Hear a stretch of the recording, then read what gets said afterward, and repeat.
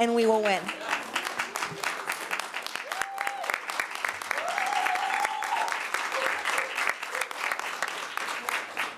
Our last speaker, Ruth Weinstock. Hello, my name is Ruth Weinstock. I am a property owner and taxpayer in Berkeley. For many years, I have supported the school district. I was shocked when I heard the story of Ms. Falarka. I support, first of all, can you imagine, all of us here are immigrants. I would like to see one person stand up in this room whose grandparents were not in part immigrants. So we must all stand up for immigrants. If you are not, that's wonderful, but most of us here. So let us stand up for immigrants and people of all races and all creeds at all times. That the school of Berkeley became an example for intimidation of young people. I find this so disgusting as a taxpayer.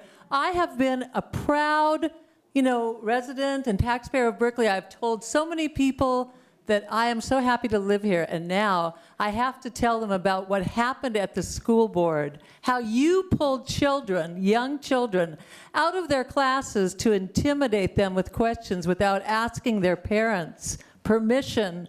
No matter what went on, that was absolutely uncalled for. I highly support the parents who are suing you. This has to stop immediately. This sets a horrible example for all of the people in Berkeley who live here and see this city as a sanctuary for all the young people here to voice their free voice and speak for democracy. If we are supposed to stand up as an example for international democracy, it starts with these children. And you, whoever pulled them out, I don't know if it was you personally, have set the most horrible example for the rest of our lives, but they will change that. They will change that example, and they will stand up, and they will tell the world what this is about. They will not allow intimidation to become the tool of the school board.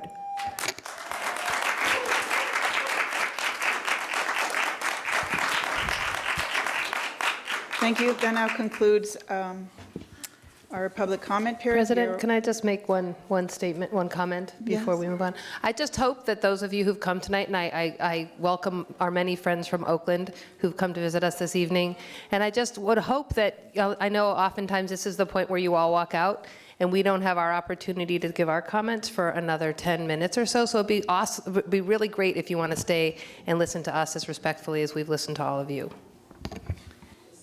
So thank you. That concludes our public comment.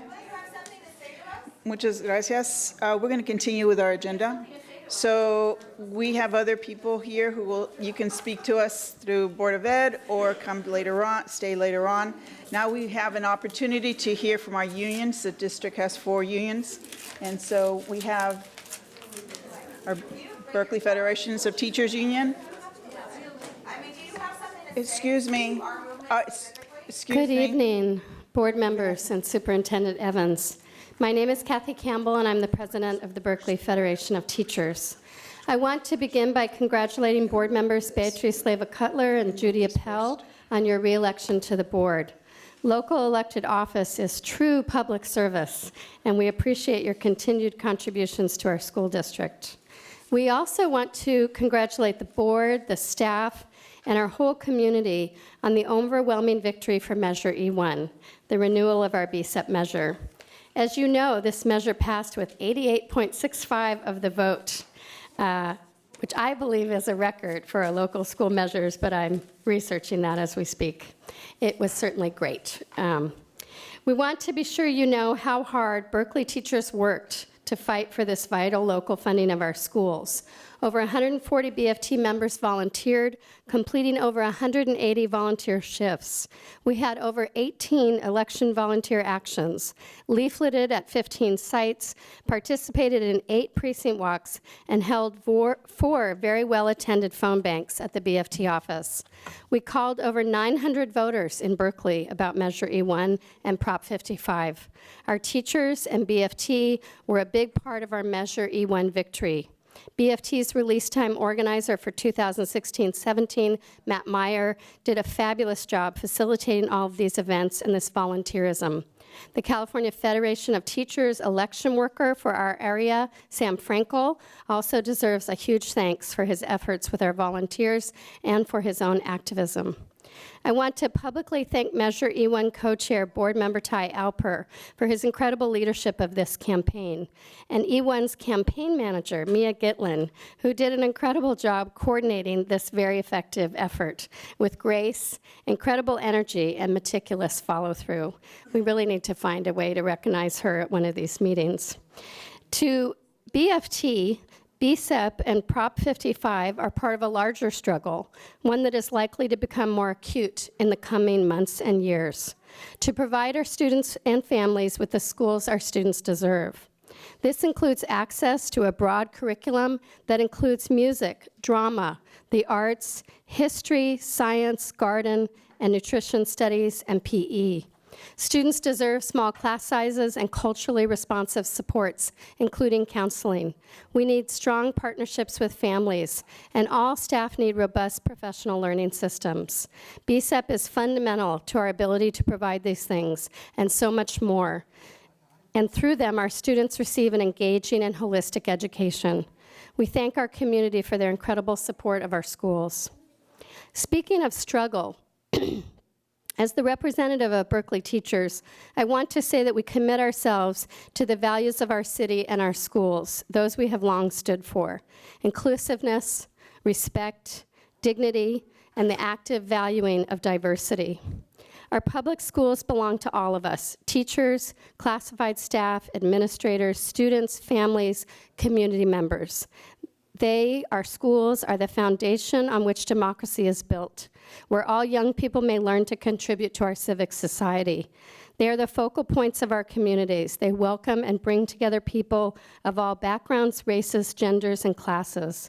It is, now more than ever, the responsibility of all of us to build the best public education system we can, one that honors the diversity of our community, that fights against systemic oppression, including racism, sexism, homophobia, xenophobia, and classism, and that strives to help all of our students rise to their full potential.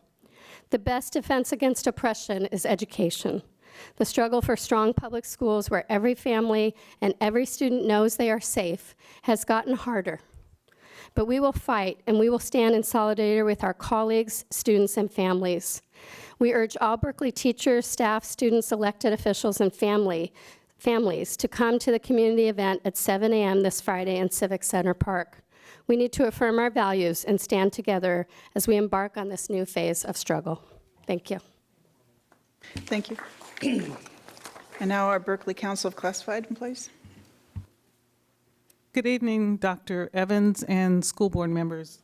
My name is Paula Phillips. I'm the president of the Berkeley Council of Classified Employees, and I'm here to speak to you, board members, about your bullying policy and the bullying tactics by Sam Passero at Berkeley High School. Your policy defines bullying as a systemically and chronically inflicting physical hurt or psychological distress on one or more students or employees, and I place emphasis on employees.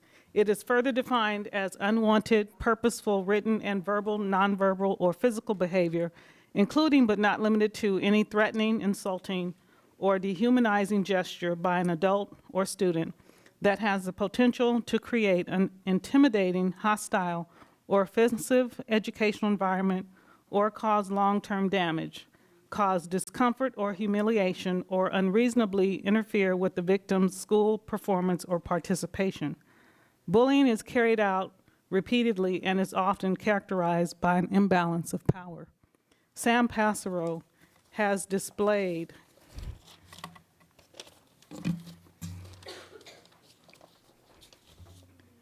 bullying behavior defined in your policy to include verbal threats of discipline over the radio, nonverbal threats to include staring, stalking our classified employees, emotional terrorism, such as terrorizing, defaming, intimidating, humiliating our classified employees.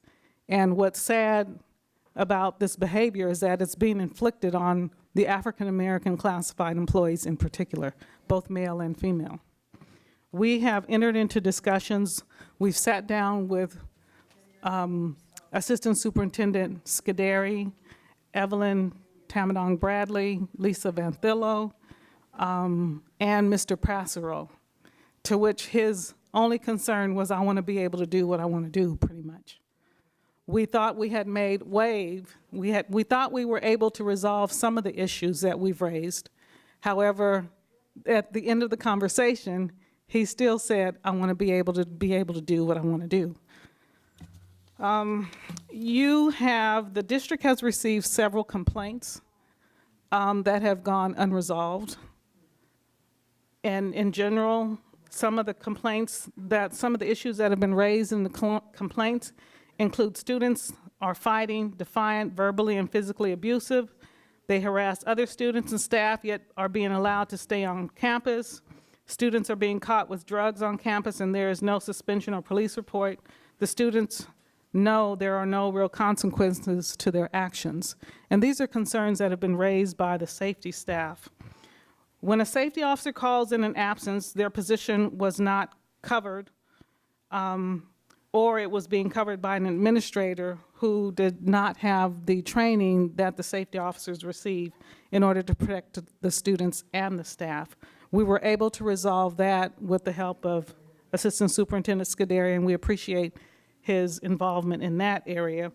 But yet we have other issues that have gone unresolved that we want immediate action taken to resolve, to restore a comfortable working environment and to remove the hostile work environment that Sam Passero has inflicted on the classified employees at Berkeley High School.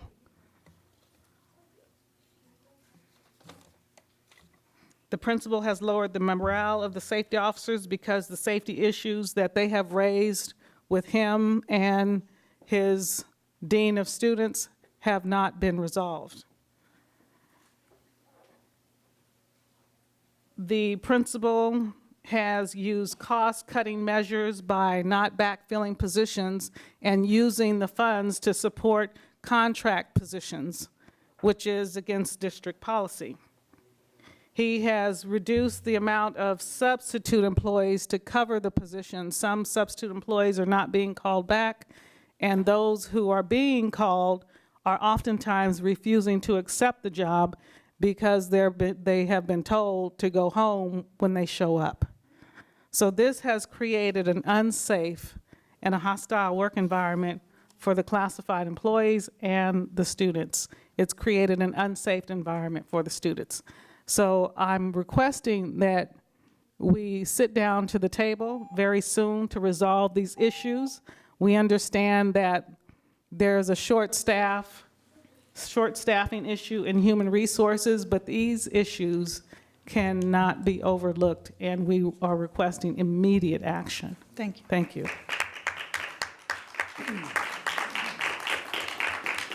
Thank you. Now we'll hear committee reports. So do we have Planning and Oversight Committee? Hello, my name is Danielle Perez. I'm one of the co-chairs of the BSET Planning and Oversight Committee. We had a lovely statement to read, but it's quite long and my phone's gone dark, so I'm going to wing it a little bit. We just wanted to take a brief moment, the committee, to thank everyone who put in work, volunteer hours to support Measure E1. I'm going to continue the trend tonight, and the latest number that we've heard is actually 88.67% yes vote. So certainly the highest I think that a BSEP tax has ever garnered. So we did just want to thank the board and the superintendent and the district staff for putting in so much time and effort to draft the measure itself, to make sure that the foundations were sound. We wanted to thank the co-chairs of the campaign committee, Ty Alper and Kathy Campbell, for doing such a wonderful job. And we wanted to thank the citizens of Berkeley for supporting public education here for our students. And I'll let you get on with the rest of the meeting. Thank you. Thank you. Yeah. Do we have someone here from the Measure Construction Bond? Yes, we do.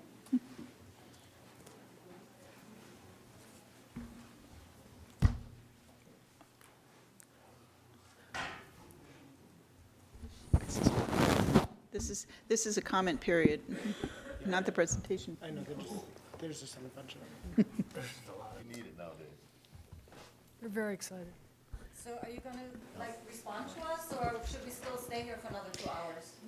I'm sorry, we're still part of this comments of, this is our committee comments.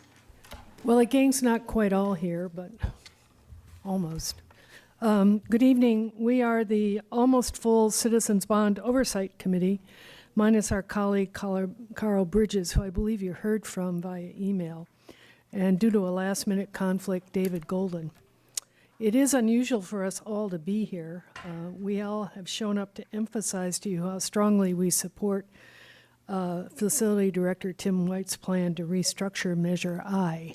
My name is Stephanie Allen, and I'm co-chair. And I'm Susie Marzola, co-chair. Just a little bit more about why we're here tonight. Just to remind you all that, as you know, we meet every month to discuss and review the facilities projects that are being considered with bond funding. And now, given the construction climate, the enrollment pressures, and educational priorities, we collectively agreed that the proposed restructuring of the bond that will be discussed tonight and presented by Facilities Director Tim White is indeed in the best interest of the students, the faculty, the staff, and the community. We also believe that this proposed reallocation is very wise and forward-looking. We're here to fully support its implementation. We've been working with Director White on this for a better part of a year now. We've reviewed options, we've considered the trade-offs, we've taken advantage of our collective expertise and the varied points of views we each bring to the table. And to this last point, we just want to briefly introduce ourselves and tell you what we do so that you know what it is we bring to the table. As you know, I'm Susie Marzola. I'm an architect. I'm a principal at Siegel & Strain Architects. We're in Emeryville. I live in Berkeley. Our firm is known particularly for our expertise in sustainable design. And I like to say of our project types that we mostly work for kids and their families on community centers, schools, libraries, and camps. Carl Bridgers, who's not here tonight, is also an architect. He's with Holy Associates in Berkeley, California, and their firm specializes in residential, commercial, and workplace design. He and I met when our daughters were in kindergarten at Malcolm X, and we both celebrated their graduation from Berkeley High in 2010. My name is Alan Udell. I'm a structural engineer with Farrell Elsesser Engineers in San Francisco. I live here in Berkeley. I have 2 children at King Middle School and member of the committee for the last 6 years. And I just want to say I think Tim White is doing a fantastic job.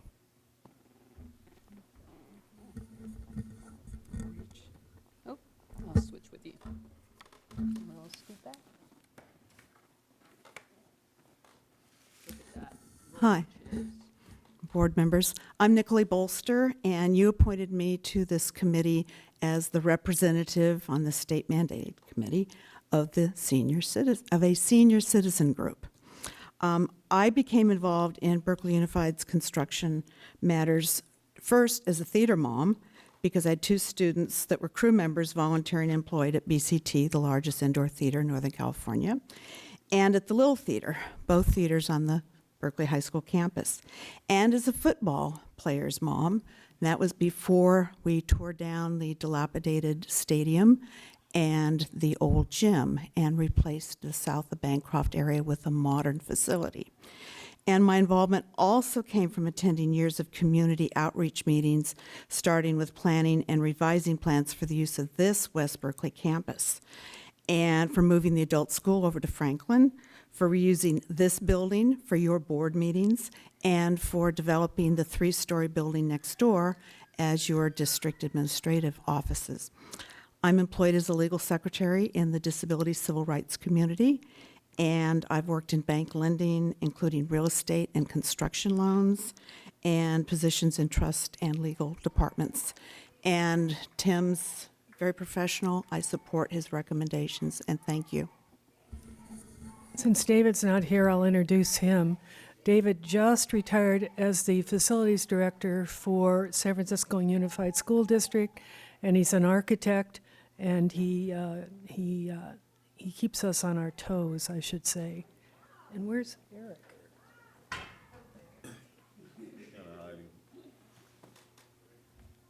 Oh, no. Hi, I'm Eric Weaver. You know me from various hats that I wear. I just want to add that for me, the strength of this plan that Tim has come up with is that it takes a very piecemeal approach to lots of different facilities, makes priorities, and takes a comprehensive approach. It's much more cost efficient, delivers much more benefit to the sites, and in the long run, I think it's the model that we should use for facilities in future bonds as well. Thank you. Steffi? Thank you. So now we'll go to board members and superintendent comments. Judy? Thank you. So I apologize for being late. I was in Southern California at a meeting of an alliance. It's a statewide alliance called the Statewide Alliance for Men and Boys of Color, and it was really an incredible couple of days that I was privileged enough to spend and learn about the momentum of a movement that's out there to really build power from the people who are impacted most by systems that are being challenged right now even more than they've been in the past. And it was I learned a lot. I'd love to be able to share more, but I don't have time. What I wanted to say was, first of all, I know people have come out for a couple of meetings to talk about a personnel issue, and I think everybody who comes out knows that we are not at liberty to talk about a personnel issue, including any related investigation. So I won't be speaking to that, but I was already planning on speaking to an issue that I'm really happy that the group came up to talk about and that there were people from the public to talk about today, which is the need in this time to really be courageous and bold in our protection of our kids. And I think anyone who knows this board and knows this district knows that every single person up here, our teachers, our administrators, are all really deeply committed to the safety of our students. And I can say that, well, one of the things that was discussed down in LA a lot was this idea not just of sanctuary schools, but schools as sanctuaries. And I was really struck by, there are so many districts out there where school boards are putting LCAP dollars, over half of their LCAP dollars, to pay for police in schools that then further criminalize students, just starting that school to prison pipeline early on and exacerbate all of the disproportionality that we see and the dehumanization of our students. And so I'm really proud of this board and I'm proud of this district for all of the actions that we take. And I just want to say now, because I want to be held accountable, and I personally, and I think everyone here will agree with this, will do everything that I can to help to help make sure that our schools are sanctuaries for our students and to protect the potential onslaught of of deportations, of actions of ICE, of increased liberties of the police departments, and I think a lot of other measures that we might end up seeing over time that can really put our families and our children in danger. And I can say that I will do everything in my power, and I recognize that I'm privileged enough to have power to protect our students and to stand in solidarity with our families, because it's not just the students but their families, and there's so much fear out there and so much pain right now. And so what I really wish is that, people came today to this meeting like kind of accusing us of being fascists and accusing us of like we are going to throw away our students, like we would welcome in and send our students off over the border. And it's I have to say, like, I try to really be stoic up here, but it's just so offensive to me, because I am deeply committed to justice, and I know I'm sit up here with a group of people who are deeply committed to justice, and we're not perfect. I know we're not perfect, but we're damn good, and I really want to work together with communities. This is a movement. There is a movement that is brewing, and the silver lining is that we all need to be bold and courageous and stand up. And I think that there are a lot of people who are many people in our communities. It's not a surprise that we live in a racist community. It's not a surprise that we live in a xenophobic country. And so for many people who exist with that fear and that realization every day, the election results were much less of a surprise, although there's still fear and I think some level of surprise. But for many people are awakening to that reality, and this is a moment. And so we want to work with people to do that. We're a very political group, and I just wanted to say that. So I want you to hold me accountable, and I really look forward to working with the district.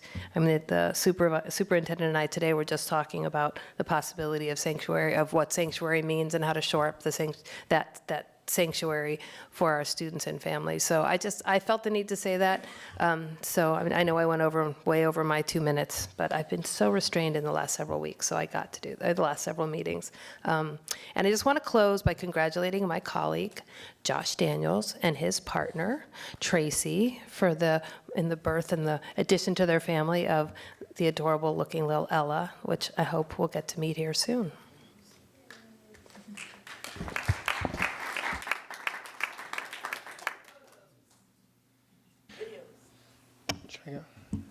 Okay. I also wanted to congratulate Josh on the birth of his daughter. So congratulations. As Kathy Campbell did, I want to congratulate you, Judy, and you, Beatrice, on your reelection. It's been a great pleasure to work with you both, and I'm thrilled to be able to continue working with you. And I really appreciate what you just said, Director Appel, Judy. And I agree with it 100%. I wanted to let the board know and let the public know, too, that the policy committee is going to, taking what you said about a sanctuary district is one thing, and actually making schools sanctuaries maybe more. The policy committee, though, is taking up on Friday a proposed policy that will reaffirm our commitment to protecting all students, including undocumented students. And that meeting will be, Liz, is it here or is it in room 126 of 2020 Bonar? It's open to the public, and it is at 3 o'clock on Friday. My hope, speaking for myself, is that we can bring that policy to the board and have it approved prior to Inauguration Day. I want to I'll say a little bit more when we get to the item about Measure E1. I wanted to thank the Berkeley voters for their incredible support of the public schools. In case she leaves, I want to thank my co-chair on the campaign, Kathy Campbell, for her leadership in the district generally, but in particular on this campaign. We all owe her a great debt. And I agree with her that we should find a way to recognize Mia Gitlin, who is the campaign manager, who's taking a well-deserved break out of town for a few days, but was indispensable to the passage of this measure. Thank you. Other board members? Just very quickly, thank you for your well wishes. So I apologize for being late and the fact that I have to leave at 9 o'clock, but with a 2-week-old and a 4-year-old, my partner needs me, and so I was hoping to come for the facility item, but I do have to leave at 9 o'clock to put my son to bed. I apologize. Karen?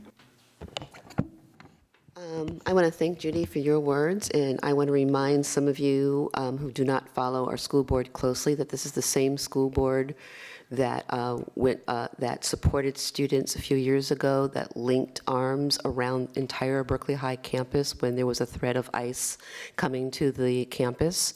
Members of this board were present at that time when that happened.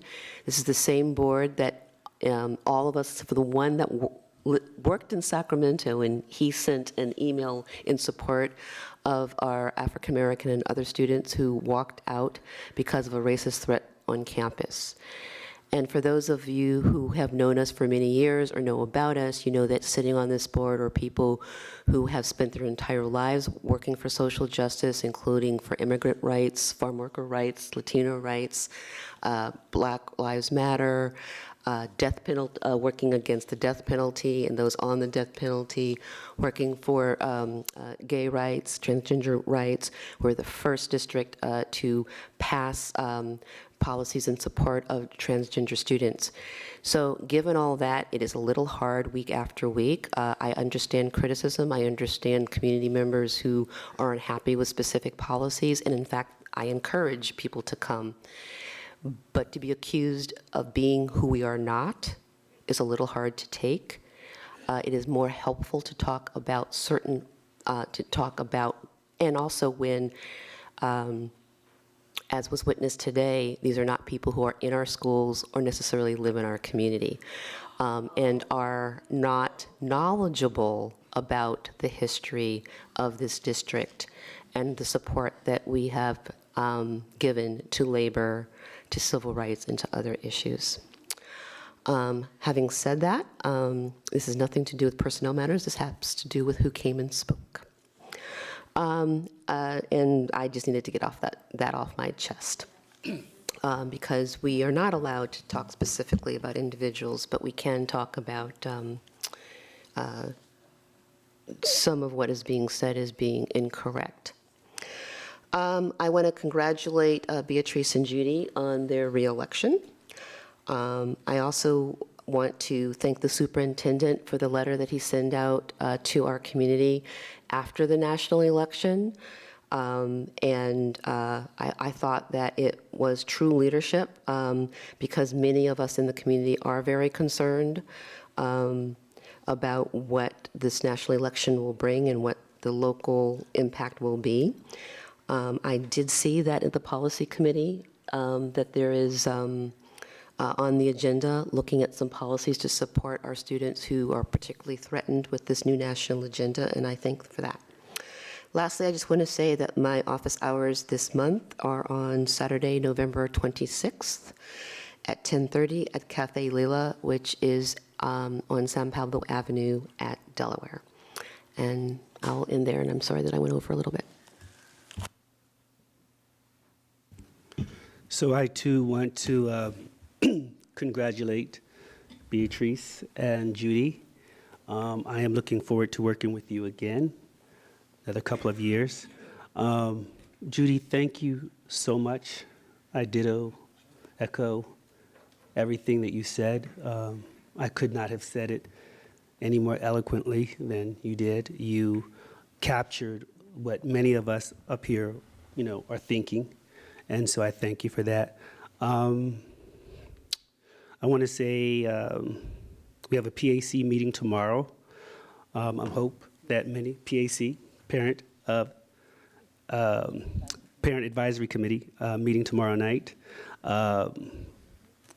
2 days ago, I met with the Berkeley Advanced Learner Support and Advocacy group, and we had a very productive meeting. I took a lot of ideas, suggestions from that group, and hope to incorporate some of their ideas into some of the things we want to do for this year. Congratulations, Josh. You're going to be really, really busy. And I have a lot to say about Measure E1, and I'll reserve my comments till the presentation. Student directors. First of all, I wanted to say how proud I am of Berkeley High and our students for the walkout that we did last week. I think it's amazing that we set this national precedent of not allowing this to happen and really standing for all of our students. And I think that's something that makes me really proud to go to Berkeley High. I also wanted to add to the condolences of the student and his family who were killed last week. I think it's just another tragedy that's been added on, and I hope we can continue to stop things like that from happening in any way that we can. And also, Judy's office hours are Saturday, 1 through 3 at Cafe Lila.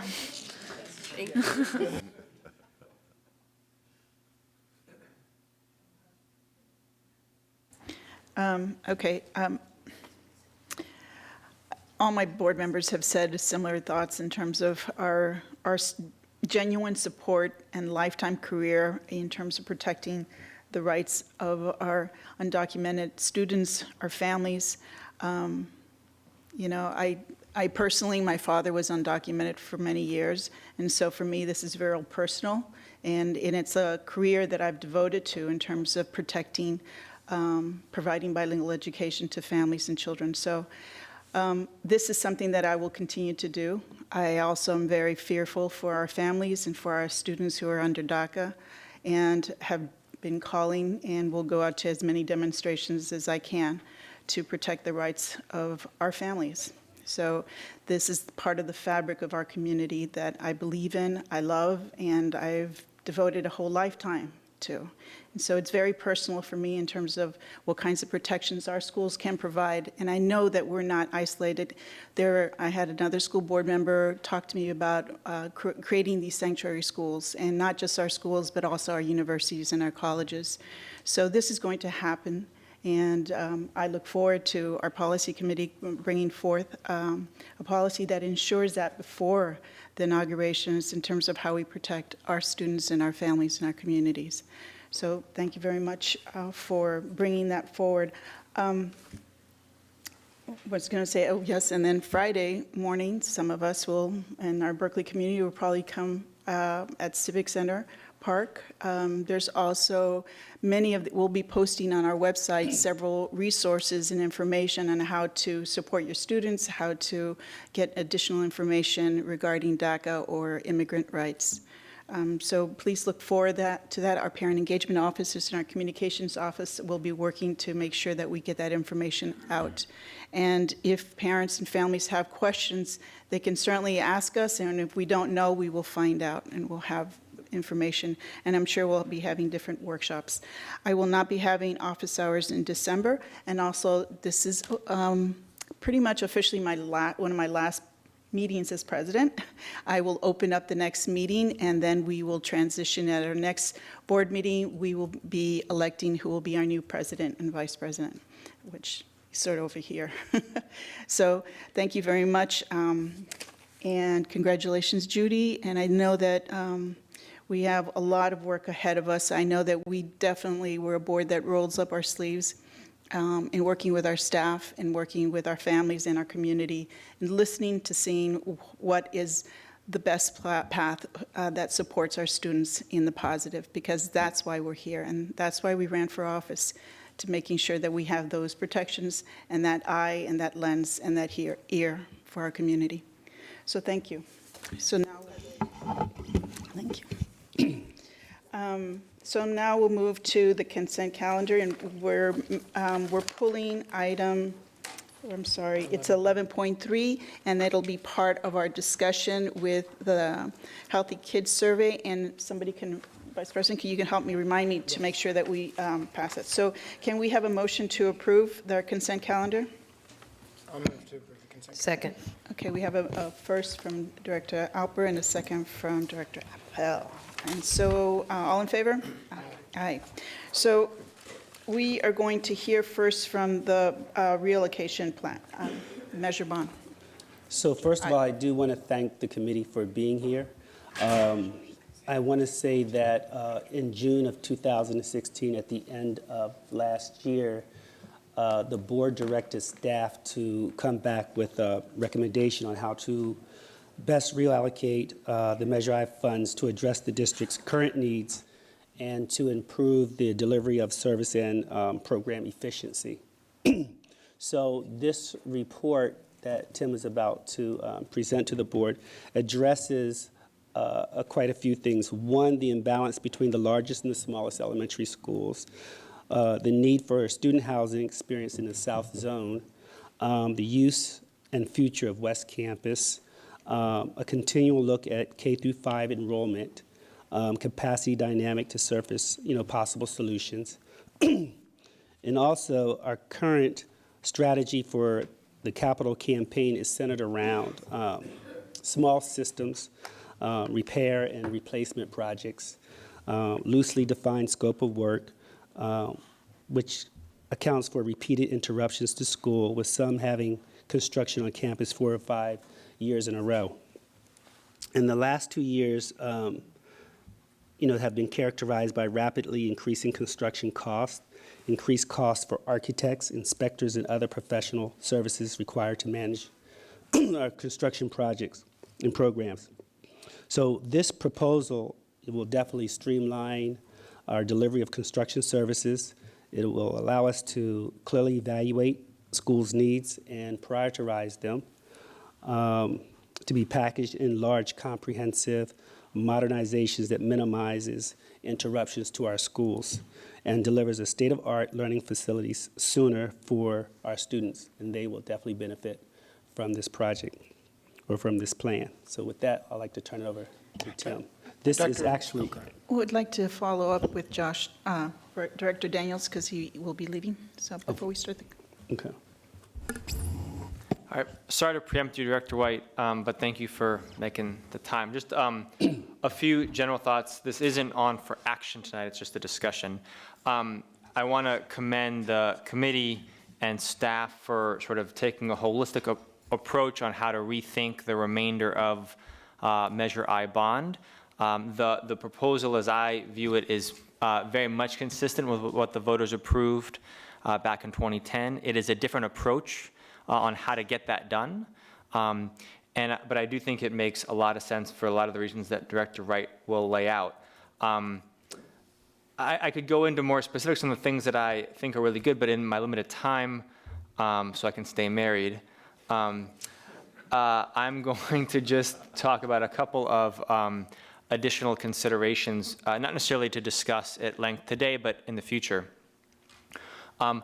So one is the use of the 2020 Bonar as sort of a flexible school site to move part or all of a site in while working and doing larger scale projects. I think that makes a lot of sense financially. I think it makes a lot of sense just sort of programmatically. The one challenge is that schools in Berkeley are not used to that sort of large scale disruption, perhaps with the exception of Berkeley High.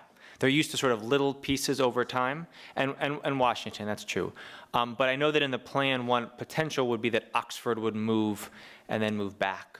And I think that it doesn't require it. It allows it as an option, which I think is a great option to have. But I think that sort of move without extensive community discussion will likely cause some pushback. So as we approach it, we just need to make sure that we are sort of reaching out way ahead of time so no one is surprised by that possibility, even though it's not determined today, it's just a possibility. Even if we approve it, next board meeting, it's not a possibility. It's not a guarantee, it's just a possibility. Then the last 2 points are sort of related. So we have seen in Berkeley and the Bay Area the ever-increasing cost of housing, and we've seen our employees come to us at length about the challenges they face with being in or even near our community. Other districts, both community college districts and school districts, have moved to use bond funds and other funds for some sort of subsidized employee housing, and I think we as a district should explore that possibility. That might mean another bond at some point in the next 2 or 4 years, and I think it is relevant for this conversation because some of the sites that we are looking at through this sort of change in the plan affect where we might potentially build employee housing in the future. And so that's not to say that nothing in this plan we should change at this point, but I think it is worth spending some money exploring the programmatic and legal ramifications of what an employee housing might look like and where it could be located, and then use that information as we think about implementing this plan. So I don't think we should wait too long to sort of begin to have those discussions and to provide some funding to support that sort of analysis and evaluation. So in particular, I'm thinking about Oregon Street. There's $50 million in here for Oregon Street. We obviously need to address the facility and maintenance building in this district, immediately, but not necessarily at the expense of in my opinion, a potentially prime site for employee housing. So I think with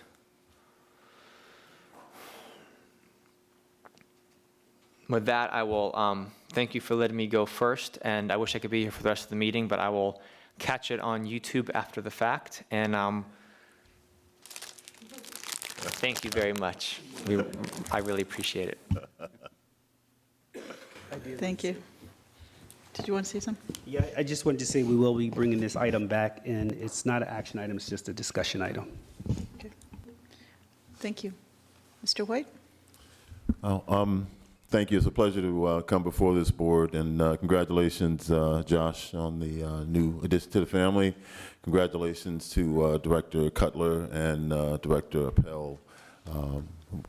We're happy to have you back and appreciate your leadership and this time of need. And I also want to just reflect my my feelings and regarding the comments you made about welcoming those that have been most recently marginalized in the public. And so I really appreciate the kind words of welcome that you offered to those folks. So thank you very much for that. Today we're here to talk a little bit, as we got some framing from the superintendent, around the reallocation of the Measure I bond. I'm not exactly sure how, oh, there we go. Technology magic. And so the presentation is actually up. We're here to bring forth our recommendation on the reallocation options for Measure I. I do want to thank the Citizens Oversight Committee, Stephanie, Allen, Susie Marzola, Alan, Carl, Eric, and Nikolai. They have been very gracious partners for me, and as Susie said earlier today, I've actually used them for a lot more than just a committee. They've been very actively participants and thought partners as well. And it does give some indication to how far back we've given considerations to the reallocations for Measure I. I also want to thank Director Daniels and Director Hemphill, who the board assigned us to when we were given this assignment back in July. I want to thank them for their time. I know they're awfully busy. Everyone had some very, very good input, some very, very good ideas, and I do want to thank them for those. In many cases, without their input, we would not have the plan that's before you today. And I think that's important because, I've heard my name mentioned, but it's been a very collaborative effort in terms of what we are going to present to you today. Today, we've accomplished quite a few things with our bond. I want to give you an outline of what the agenda for tonight's presentation will look like. And we'll start off with what we've actually accomplished to date with the bond, give you a status of where the actual funding is at right now, and look at the remaining projects currently that have yet to be started. We want to talk about reallocation options and look at why we're looking at changing this. What kind of criteria or consideration for change that we look at? And ultimately, for Measure I, what are those reallocation recommendations? We're going to give you a schedule and some phasing and tell you how we can actually implement what we're proposing. And finally, we're going to end with a recommendation that comes back to you, adopting it with any modifications as you see fit on December the 7th. In the last 6 years, we spent about $90 million to date. I'm not sure what's going on with the presentation, if somehow this thing's, oh, okay, getting kicked out. But we spent about $90 million to date. Major projects completed have been primarily Berkeley High School. We've spent over $75 million at Berkeley High School and done some pretty impressive work there. Mullering Field, great deal of work at our middle schools, and primarily system replacement work at elementary schools. Here's a couple of slides of the work that's been accomplished. South of Bancroft represented to the left, and the field house, a Mullering Field to the right, and a capacity expansion project at Jefferson, where we actually expanded capacity to accommodate additional kids in the North Zone. And the West Campus renovations, the home of the boardroom, where we're actually sitting right now. The status of funds in terms of the source of funds, we, as you know, had a $210 million bond. That $210 million has been leveraged up to about $216 million, of which we've received about $130 million. We added an additional note here, and I think this is pretty positive, that as you know, we have developer fees. It was on the agenda today. We pulled it. We're going to bring that back to you for an approval, and we anticipate it being approved by the board and implemented. We do believe that that's going to be a positive revenue source for us. It's one that we haven't taken advantage of in the past, and we anticipate bringing in about $3 million over the 5 years from developer fees. Additionally, Prop 51 passed. Prop 51 is a state school bond, and so we're extremely happy about that.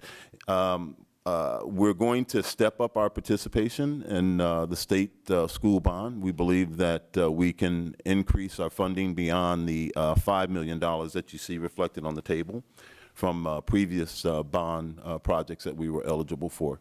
And so from those two funding sources, in addition to the funding source we have here, we anticipate bringing in some additional money.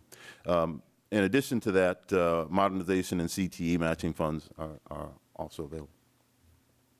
Project expenditures for us and project commitments are listed on this table. We actually have project commitments today of $200 million, a little less, $197 million, with contingency of around $14 million and an unallocated balance of $5 million that bring us to the total of the $216 million.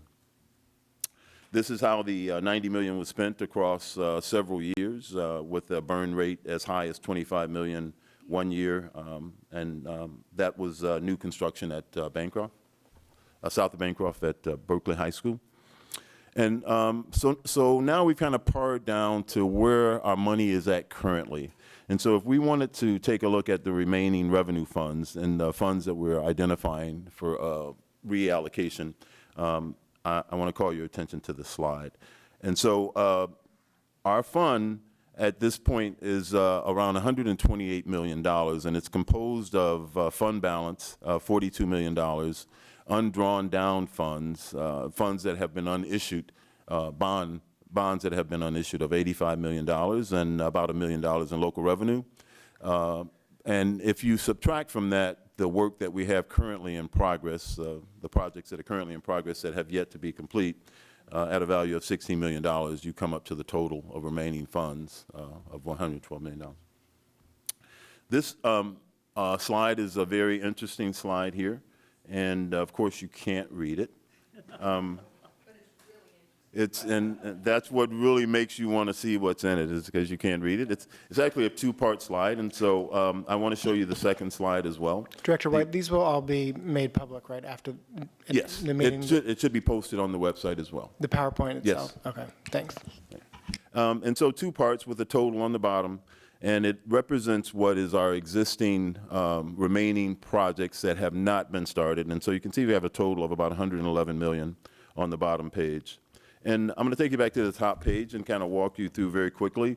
And so the intent of these two slides together is to show all of our remaining projects, and the takeaways are pretty easy for us. And the takeaways are all listed to the side, that we have a bond that has been mostly defined by system replacements. And on this list alone, there's 38 separate projects, with only one project being above $5 million. And in many cases, you can see just from this slide alone that the scope is loosely defined. In some cases, it's a single word. And in many, many cases, we don't actually have the ability to validate what the original scope assumptions are. And as you can see, Some school sites, even on this page, are listed 3 times, 4 times, 5 times, causing us to return many, many times to a school site to complete projects. The second half of the table is all non-school work. The first half of the table, schoolwork, secondary and primary schools. Here, the remaining portion of the table shows support work for the capital program, including program costs and furniture and equipment money. And on this page, you can see that there are only 2 large projects, Russell Street, the maintenance yard, as you heard a little bit earlier, and the adult school, Berkeley Adult School at Franklin. And so across a budget of over $111 million, we have 3 projects that are $5 million and above. And so inherent in that, you can see some inefficiencies in terms of how we actually operate. We want to talk a little bit in the next few slides about what our criteria for change has been and what were some of the considerations. And so for us, we want to start with project consolidation. As you saw probably on the last slide, Oxford had 3 different projects there, all of them in 3 different years. And we want to combine those projects. We believe that we should package multiple small projects to more efficiently manage the cost, reduce costs associated with professional services fees, and reduce costs associated with brick and mortar. Currently now, our facilities upgrades are not comprehensive, and we return to those sites, as you saw from the table on the previous slide, many, many times. And one of the bigger problems with the system replacement methodology is that several deficiencies in school sites never, ever actually get addressed. Educational program deficiencies we like to define as things that are pretty difficult to change at school sites. We here are talking about educational program deficiencies primarily concerned with core classroom teaching spaces, student support facilities and program spaces, and we have a great need to help address some of the conditions that our students of special needs are currently existing in. You see here a bullet that says we want to support 21st century learning, and I have been coached that we should be aware that 21st century learning is not just a euphemism. It's a very direct, intentional term that speaks to the ability of a school district to design its schools and its classrooms and outdoor spaces as configurable spaces that have the ability to be adapted in the future to different types of school pedagogies and teaching and learning platforms. And so we do want to make sure that 21st century learning types of amenities are in our schools and that they're supported by the educational specifications that we just approved. For those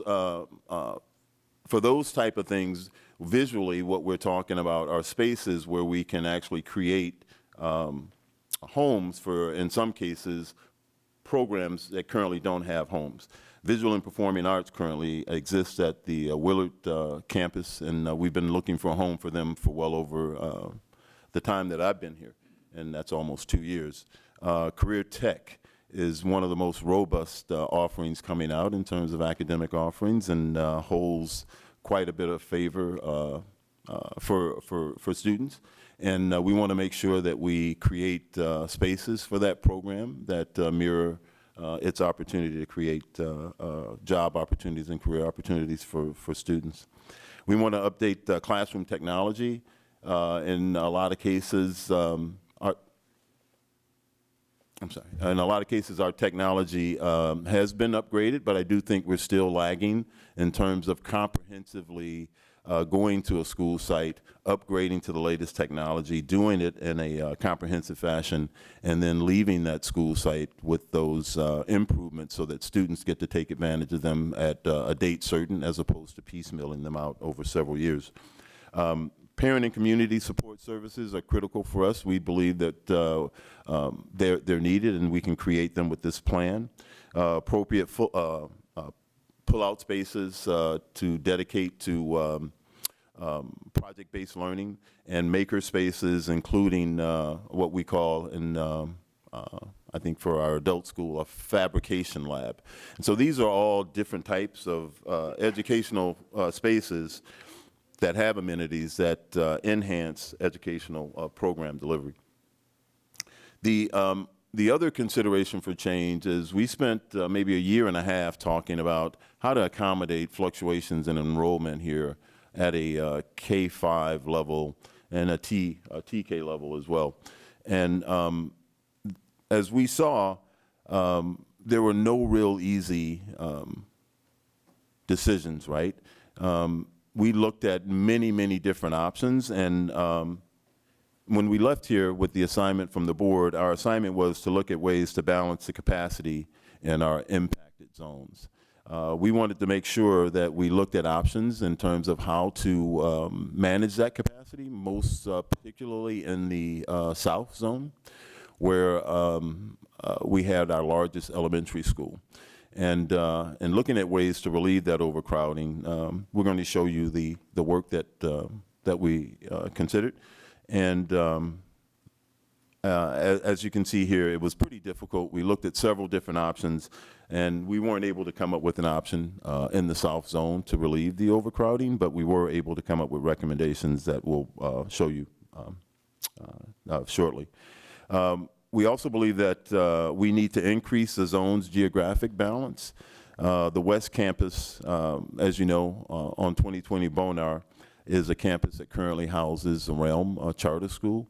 The Realm Charter's lease has expired, and we've been challenged, as the superintendent said in the opening, with coming back to the board, talking about how to designate a use for the West Campus, and that's a part of the plan. We want to make sure that we upgrade elementary site infrastructure to support high levels of enrollment. Our elementary kids have a wonderful experience, and I think it's constricted once they get into the circulation spaces of many of our elementary schools. For the most part, our campuses are small and have very small kitchens and multi-purpose centers or cafeterias where they can actually eat. And additionally, we want to provide adequate educational program support spaces.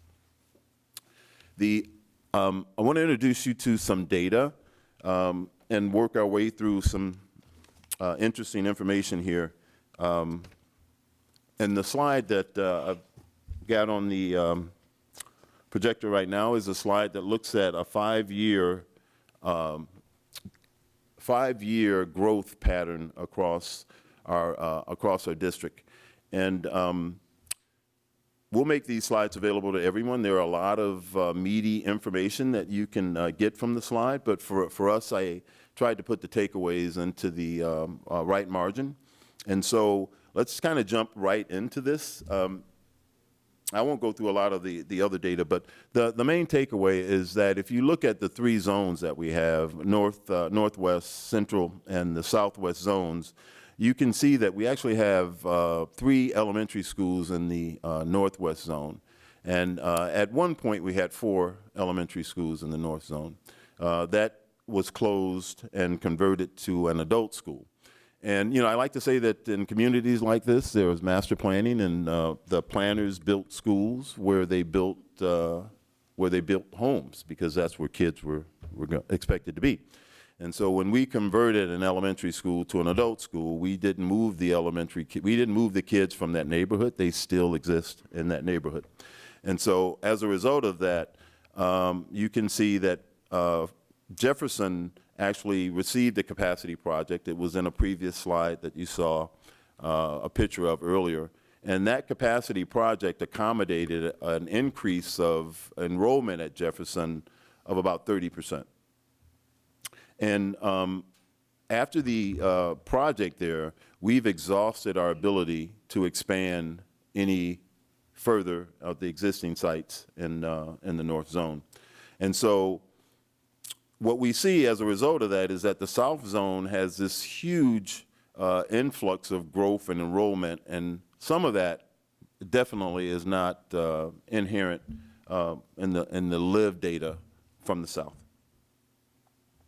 So the next slide is also maybe a little bit different kind of information than you've actually seen. And for us, this slide is intended to kind of help us understand some of our constraints in terms of addressing the heavy enrollment in the South Zone. But if you look at it, it's same data, school site data, enrollment data for 2015, 2016, with the number of students at each school site. It has the actual acreage, site acreage, building square foot acreage, in addition to the factors now of students per acre and the number of square feet of building area per student.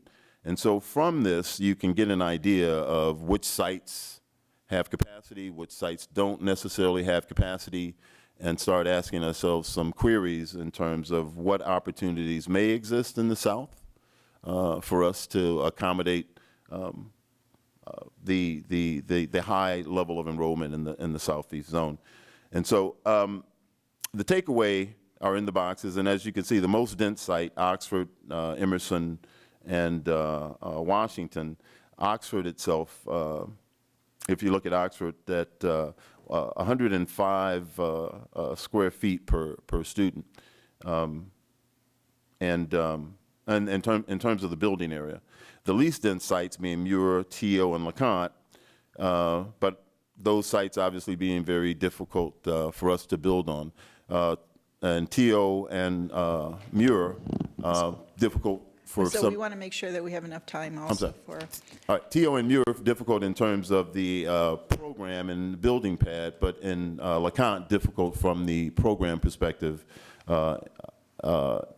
itself, where in LeConte we actually have space on the campus, but we do have some hesitation to recommend building at LeConte because of the nature of the TWI program.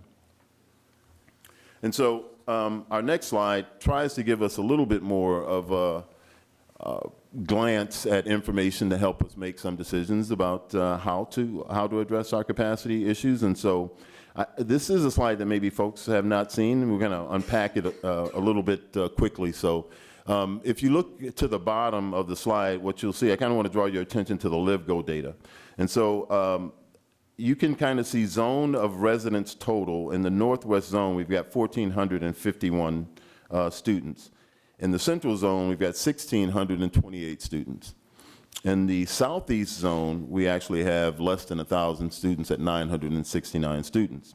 And so you can see that in the Southeast Zone, we've got about 500 students that come there that don't live there.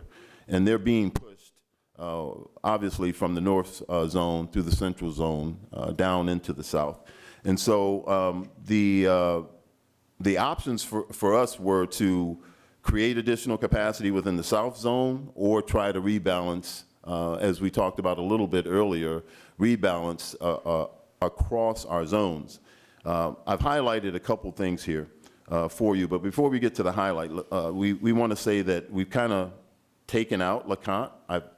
LeConte was one of the school sites that we looked very, very heavily at, but because of the nature of the program, the fact that LeConte has building pad area doesn't necessarily make it an attractive option for us. And so our premise here is that if you look at Jefferson, Rosa Parks, and Thousand Oaks in the north, typically they have enrollment very close to 90%.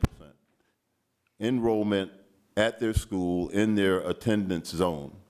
And that same dynamic exists in the Central Zone for Craigmont, Oxford, and Washington. And so if you look in the South Zone, you can see that Emerson has 85%, John Muir has 79%, LeConte is an anomaly, so we won't have to talk about that. But Malcolm X is split 50%. And some very intentional reasons, I believe, for that, based on how the board divided up the attendance boundaries. And so what we're proposing here is that we don't balance towards the attendance of the zone, that we balance towards the live of the actual zone. Which brings us to the visual of the two sites in the south zone, LeConte, which has a good building area for a small addition, but is very restricted based on the nature of the TWI program, which makes it very difficult to grow. And if we can't grow the program, and we don't want to have two programs at the elementary school site, then that may not be the best option for us to build. John Muir, it's got an adequate core facility to support the actual growth, but it is on the far margins of the school district and has some historic significance. And so for us, both of these, as you can see, no easy solution to adding the capacity we need to address the enrollment in the South Zone. And so what we're recommending is that we reestablish capacity in the North Zone, in the West Campus, and ultimately that would add 15 classrooms to the North Zone, rebalance across the zones for us to where we would have 75 classrooms in the North, 77 in the Central, and where we had less children in the attendance area in the South, slightly lower number of classrooms for 69. And so we believe that additional capacity in the North actually helps us address the rebalancing of the zones, and within the zones, that also allows us to redistribute our enrollment and address some of the issues associated with the differential between our largest elementary school, Malcolm X, and our smallest elementary schools, Oxford, Muir, and I believe Craigmont. And so finally, as we look at the background to some of the justification for our reallocation, the slides before you now are slides are representing our cafeterias. The superintendent and I actually sat in the John Muir cafeteria over the summer and had a pretty good lunch with the principal, Audrey Amos, and a couple kids. And the picture doesn't look bad, but it's in a drastic need of a major overhaul. Washington's cafeteria, as you can see, does not look good and needs work immediately. I think the thing that I want to impress upon the board is that these are our elementary schools, and we have actually prioritized the food service experience for high schoolers and for middle schools. And so we want to go back now and create the same type of environment that we've created for our high schoolers and our middle schoolers at Martin Luther King and now Longfellow, to be advantaged as well for our TK5 students.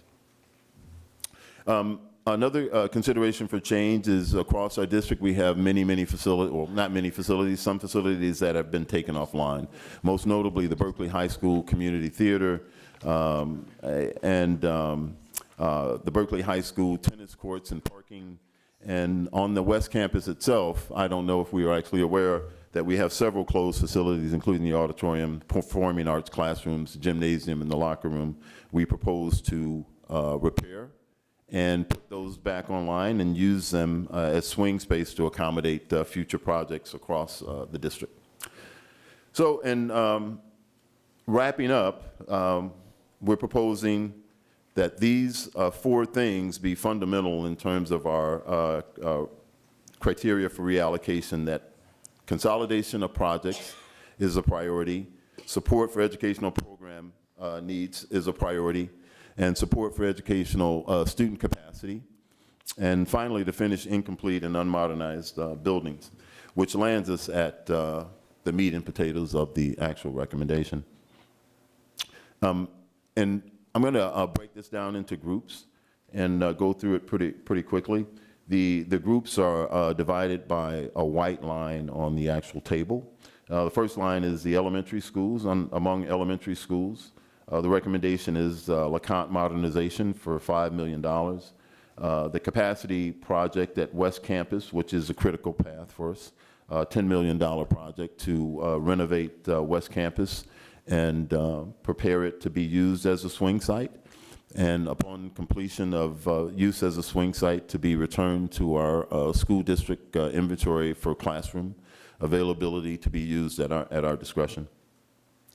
The next project is the elementary capacity projects for cafeterias, food service expansions.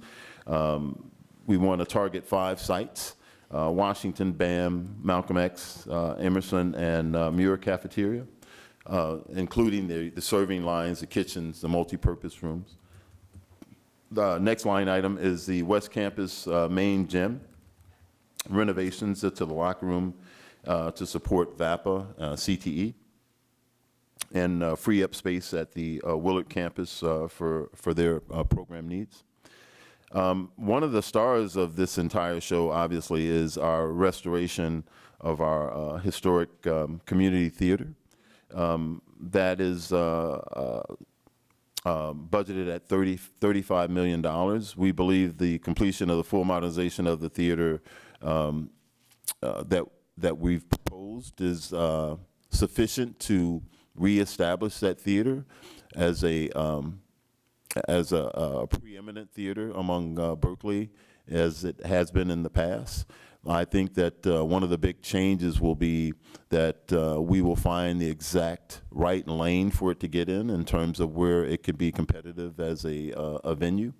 But the primary purpose will always be for education for our students. In addition to that, at Berkeley High School, we want to make sure that we prioritize and fix once and for all this problem that's been dogging us around parking. This is a solution that once and for all solves that problem for us. And it also prioritizes multi-use courts so that athletics can also be played there, reestablished. CTE is a very exciting program that's emerging. I kind of have to give a big up to Stephanie Allen and Win Skills. I'm really excited about CTE and some of the things that it can actually do for our children. We've kept the CTE allocations, and you can see them there. They're at Berkeley High and available to be used at other locations as well, because CTE will be at locations not just at Berkeley High. Plant operations, $15 million plugged into the plant operations.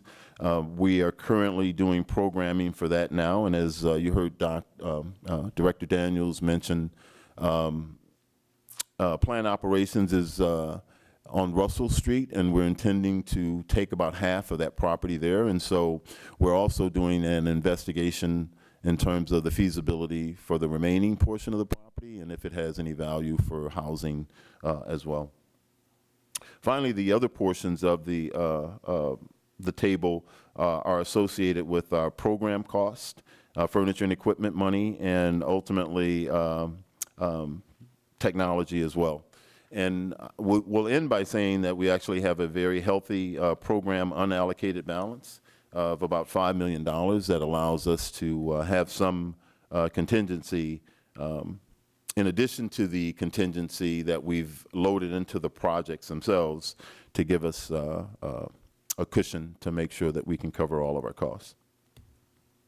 So what do we accomplish? As Director Daniels said earlier, we do continue to meet the spirit of the bond language. We meet the basic reallocation criteria and focus on addressing our high enrollment challenges. Educational program support work that will expand our ability to meet our kids' needs. We'll finish all of the work on the West Campus in Bonar for full utilization of this site as a swing site, and for full utilization of this site as it is returned back into use as a facility. We'll complete all of the work at Berkeley High School, including completion of the community theater, parking, operations and maintenance, and as we said, do that with a reserve. I think the next side of the slide is what do we defer for a future bond? And Franklin gets deferred. Remaining elementary school modernizations and middle schools also get deferred. Berkeley High School has a group of work that also gets deferred. And the portable replacement at BAM in Washington is something I think that we continue to want to explore with the future bond, in addition to teacher and staff housing. And I do want to say that with the deferral of the work, I think it's very feasible for that to happen, given that the work had been projected in the out years anyway. And if we could actually mount a bond campaign for 2020, 2018, I think that work can progress very quickly on the heels of when it was originally scheduled. This is the West Campus, and it's an aerial view. And we're proposing that this campus be as we said, modernized and used as a swing site, and ultimately also a home for VAPA, Visual and Performing Arts, and a shared site between Berkeley High School, Oxford, as we mount up to do very ambitious projects there. Our scheduling and phasing for the projects is really critical.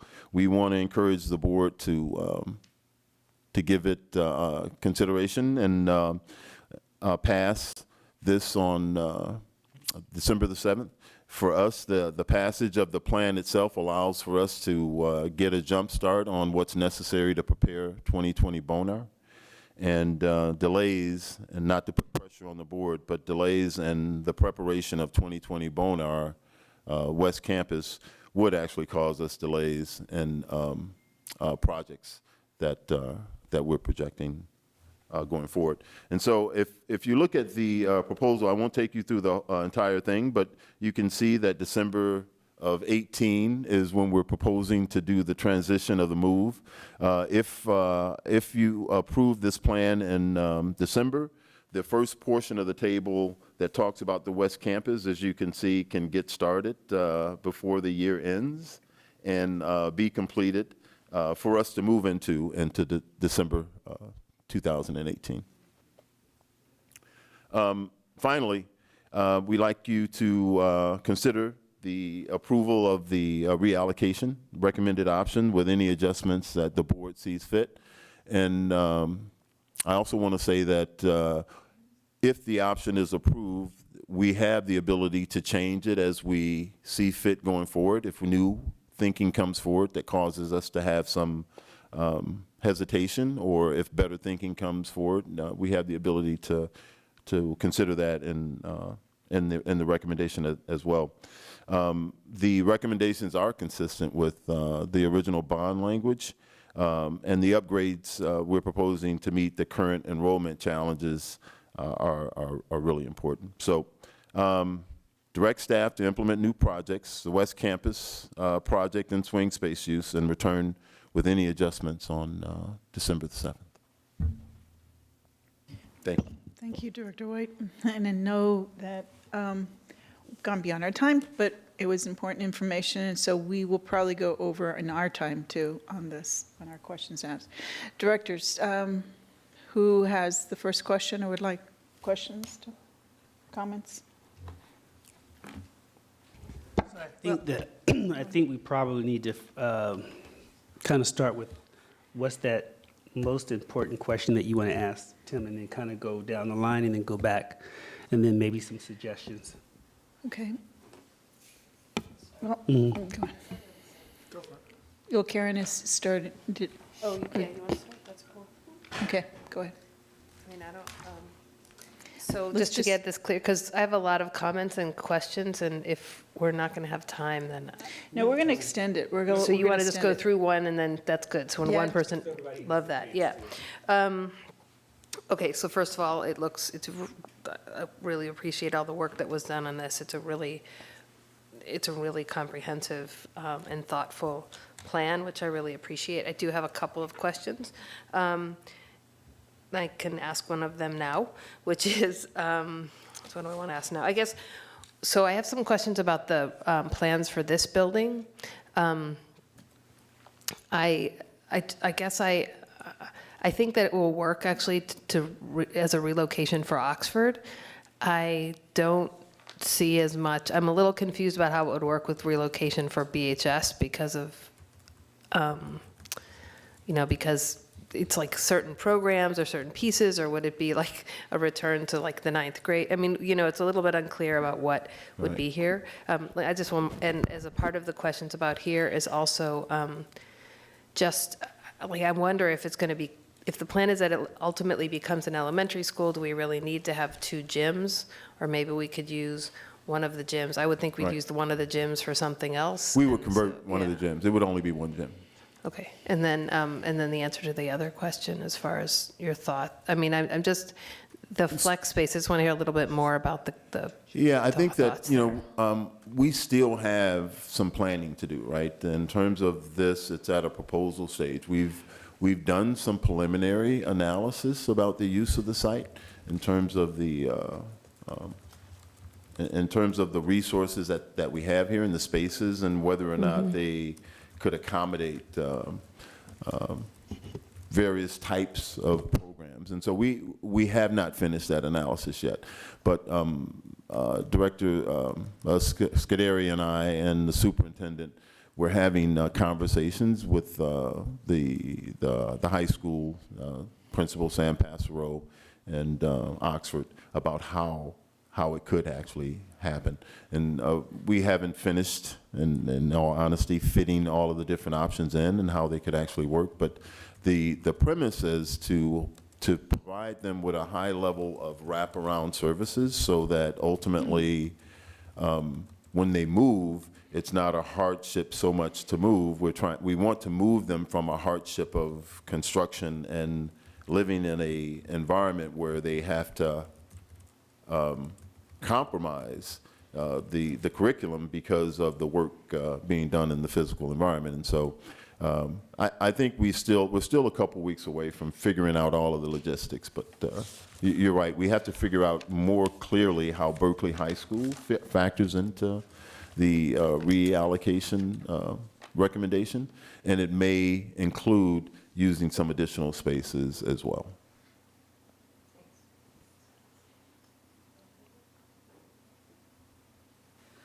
I want to thank you, Tim, for all of your work on this, as well as the committee. And I thank you for, I know that you spent some time with me at the new favorite cafe in West Berkeley that's been there for 20 years. Brumbrush Cafe. It's old school. Yeah, it's old school, but it's really good. And it's one of the few places in Berkeley that you can actually get grits and biscuits. Sorry. Anyway, I'm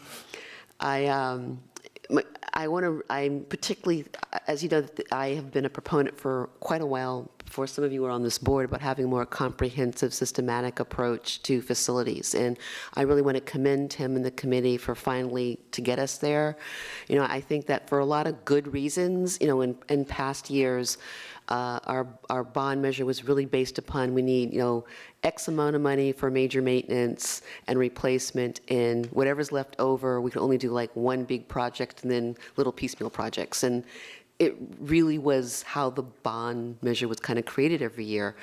And while I understand the reason for that history, I think now looking forward and having a much more programmatic view, I particularly appreciate the thought behind the theater, because it's not just a theater, so to speak, though, Nicolene, close your ears when you hear that. But it's also it's going to be a basis for a robust career technical education program with carpentry, theater craft, artisan, possibly a makerspace. So it really is energizing and making use of that space in a way that will maximize its potential for our students. And that's not the way we've tended to look at our construction. It's been more really facility and system replacement, as opposed to looking at how does our capital projects and major maintenance projects support the educational side of the fence. So I'm really thrilled about this. clearly there's some things to still be worked on, and particularly about the domino effect of some of the major maintenance. So if you come back and say, well, some of this is not going to work exactly the way we thought, we're still going to, or we may have to scale back some of what we're doing because we really can't move all the pieces with the facilities that we have, I certainly will be open to hearing that. And I commend you for getting this far in this process. Okay, thank you. For me, I think one of the things that I'm always encouraging, I think all of the board members also encourage, is the proactive communication plan that we have in terms of this. This is a plan that we're projecting, we're saying it's going to come to us December 7th, correct? Mm-hmm. And so between now and then, I would really want us to make sure that the schools, all of our schools, know of this plan, that it's coming forth. Particularly, we mentioned BAM in Washington in terms of the portables, and that being a very hot issue for many of our families in terms of what about the space, what about the capacity.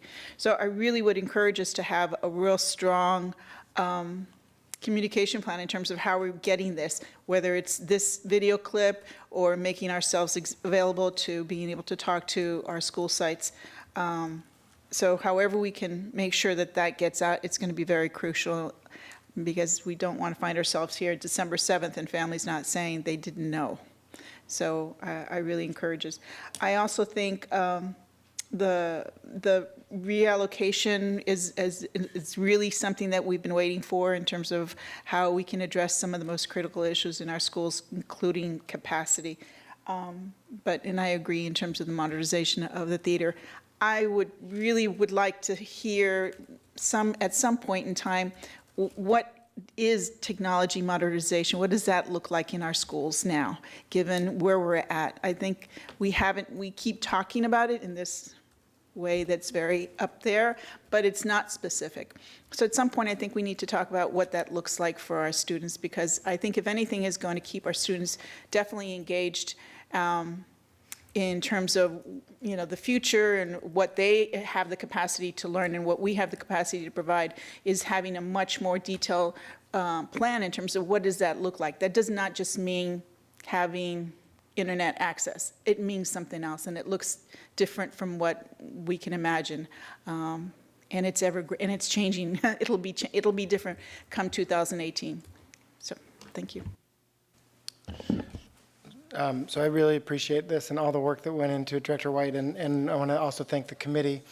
I think this is extremely thoughtful, and I really appreciate the leadership that that you showed in taking the initiative to think about a more efficient, exciting allocation of this bond money that benefits the district, that's fully consistent with the voters' intent, and that really moves our educational programming forward.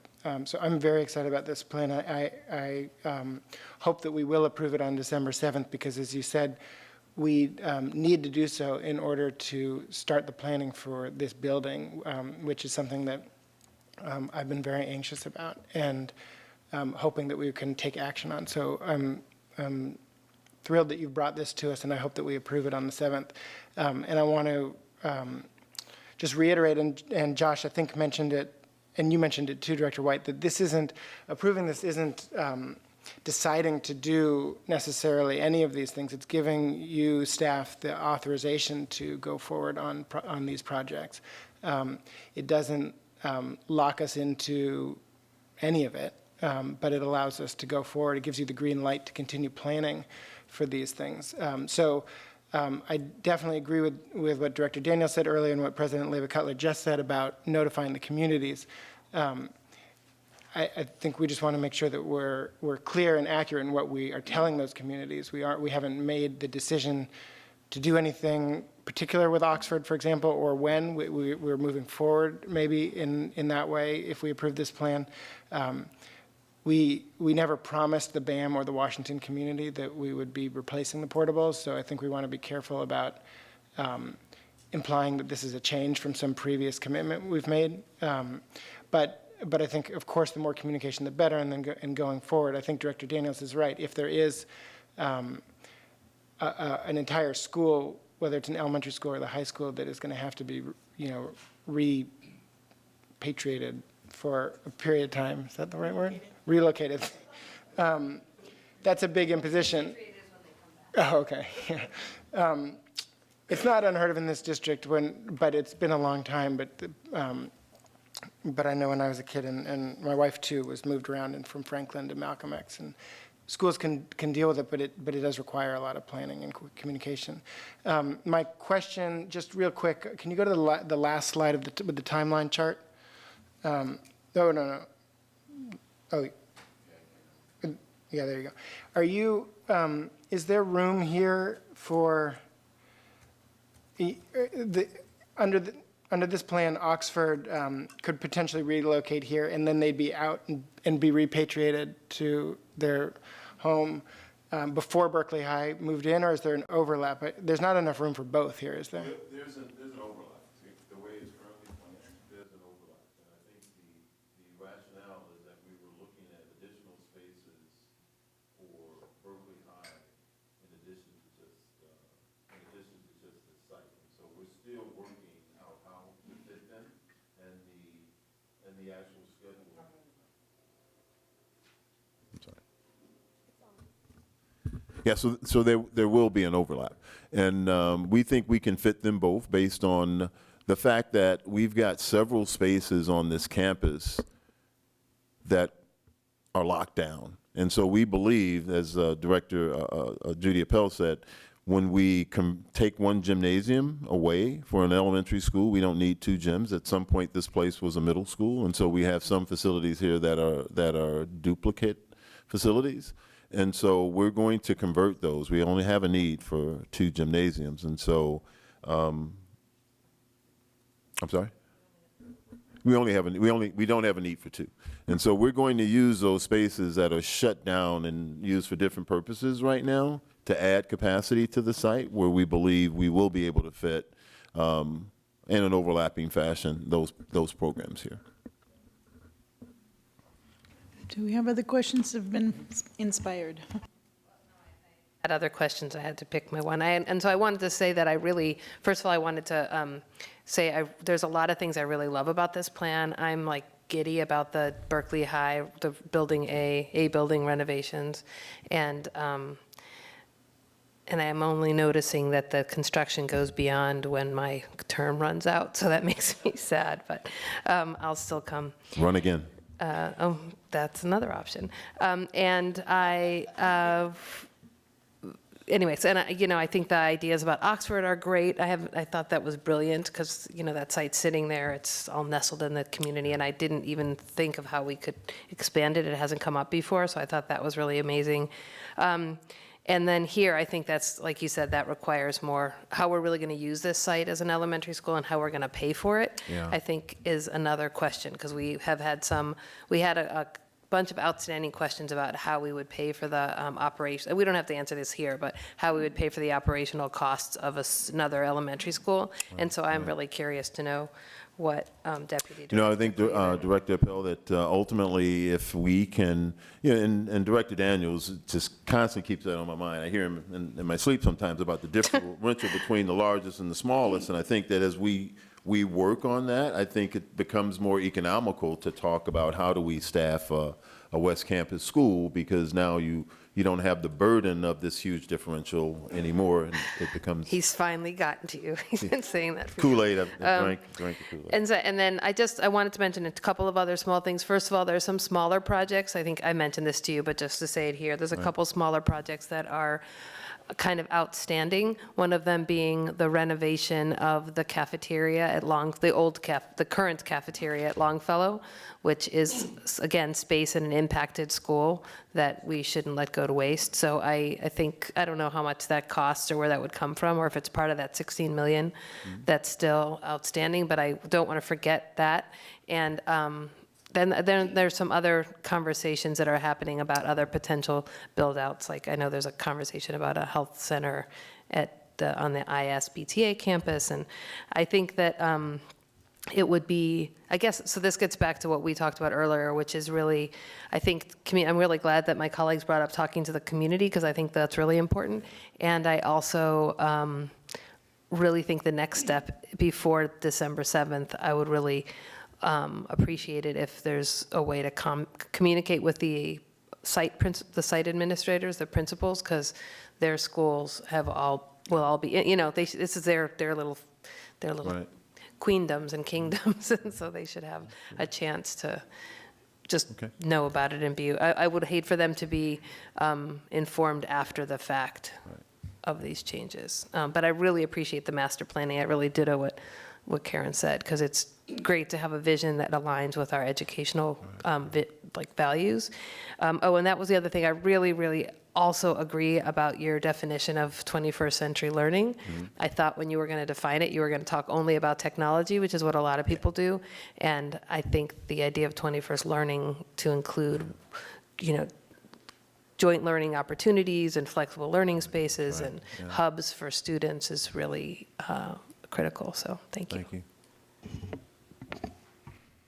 So I guess I want to kind of piggyback on what President Olivia Cutler said, in that as we, I think it is important to communicate this plan to our school sites, but I also think it's also important to communicate that any of the flexibilities that we are establishing with this plan, such as the use of the center, we have not made any decisions that in fact that those options are going to be used.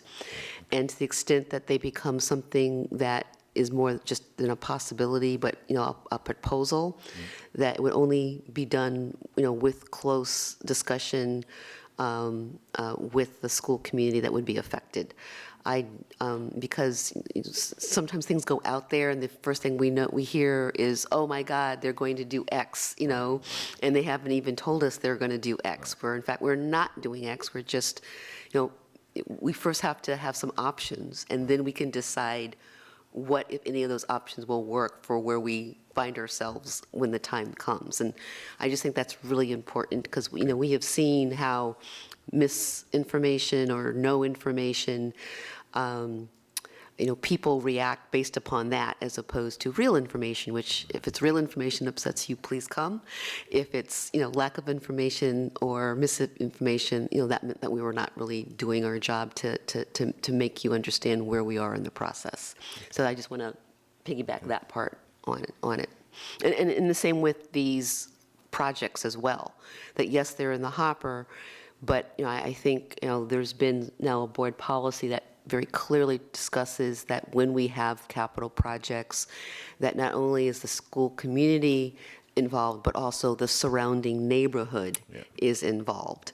And I think that that's important, that as we push out and say this in Charles, hello, hi, that to the extent that you are working with them to help with that communication, that is done. Thank you. We knew we were going to extend our time. Did you want to say something? Just real quick, I just wanted to also say, I know that you all are termed out, right? When do you, at what point? They never. No? Oh, great, never mind. Okay, good.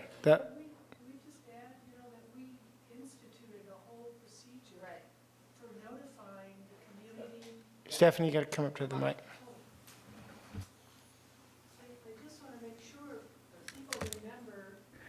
That we instituted a whole procedure for notifying communities around a school, as well as the school, when projects are going to happen, before they happen, so they get involved in the planning. So we're going to, our big yellow boards and. We're talking about the policy as well, so I think it's Friday. Yeah. So it's worked extremely well. It's worked extremely well. We don't have any more angry delegations coming to our meetings.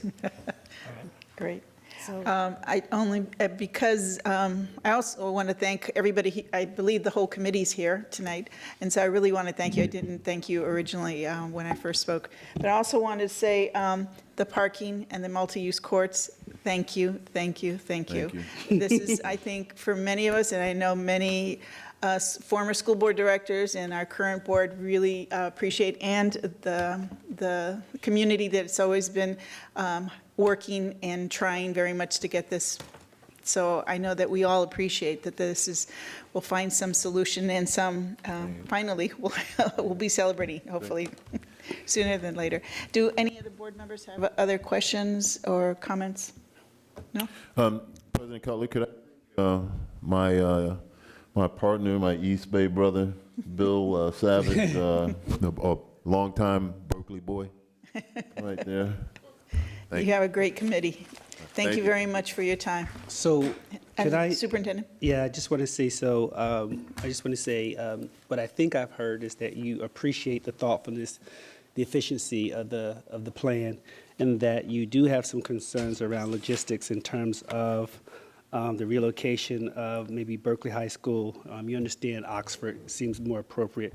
But then there are some concerns about being able to house the two because they kind of overlap. And Tim did say that he was going to look at some alternative spaces as well as just this space here.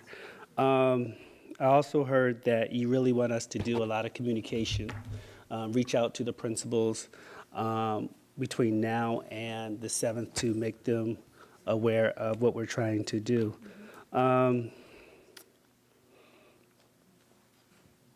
And communication, and this is basically doesn't lock us into anything, but allows us to move forward. So I think I captured pretty much everything that we've talked about.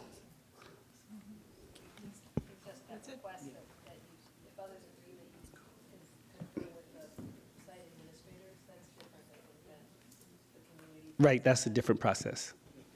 All right, thank you. Thank you, everyone. Good night. No.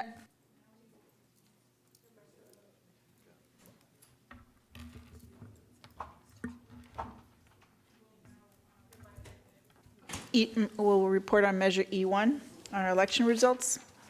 Yay! Yes, so let me start by saying how grateful, appreciative for the overwhelming high level of support for the measure.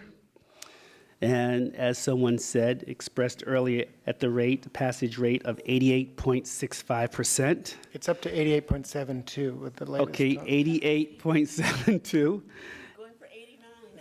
And I do believe that this support was due to a number of positive factors, some of which Director Berry will mention in her report.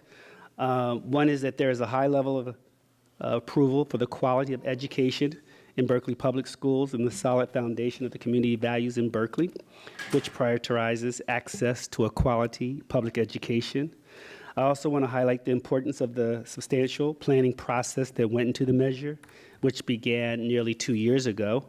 The process was very intensive in engaging our best thinking about our educational goals, our budget constraints, and our community priorities. Last year, we had a measure planning group that met every week to go over multiple budget scenarios and possible measure language, and we ended up with a well-written measure that should serve our students very well. We also had a strong community engagement in the planning process for the new measure, with meetings all around the district at every school, as well as here in the boardroom, for some very thoughtful conversations about our community priorities. Our BSEP Planning and Oversight Committee was also deeply engaged, and we are grateful to them for their continued commitment to oversight of the measure on behalf of the community. Thanks to all that careful process and engagement, the measure ended up with the endorsement of every PTA and the PTA Council, the Berkeley Federation of Teachers, the League of Women Voters, every candidate for city office, as well as the support of so many individuals and community organizations. It was truly all of Berkeley coming together to support our schools.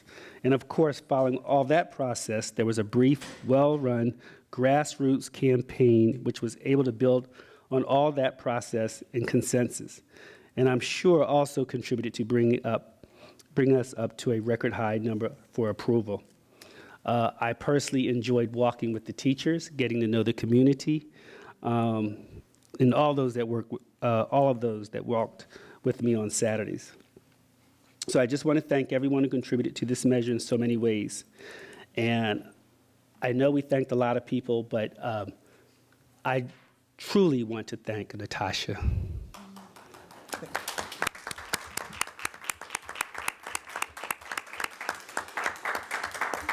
You were the foundation, you were the spirit, you kept everyone going, and without you, we would never have gotten this far. So I just want to personally thank you for everything that you've done. And so with that, I'm turning over to you. Oh, shucks. Thank you. Well, I am really pleased to be able to report that we've gone even higher, that numbers that we had only dreamt of when we looked at our wonderfully strong history of past support.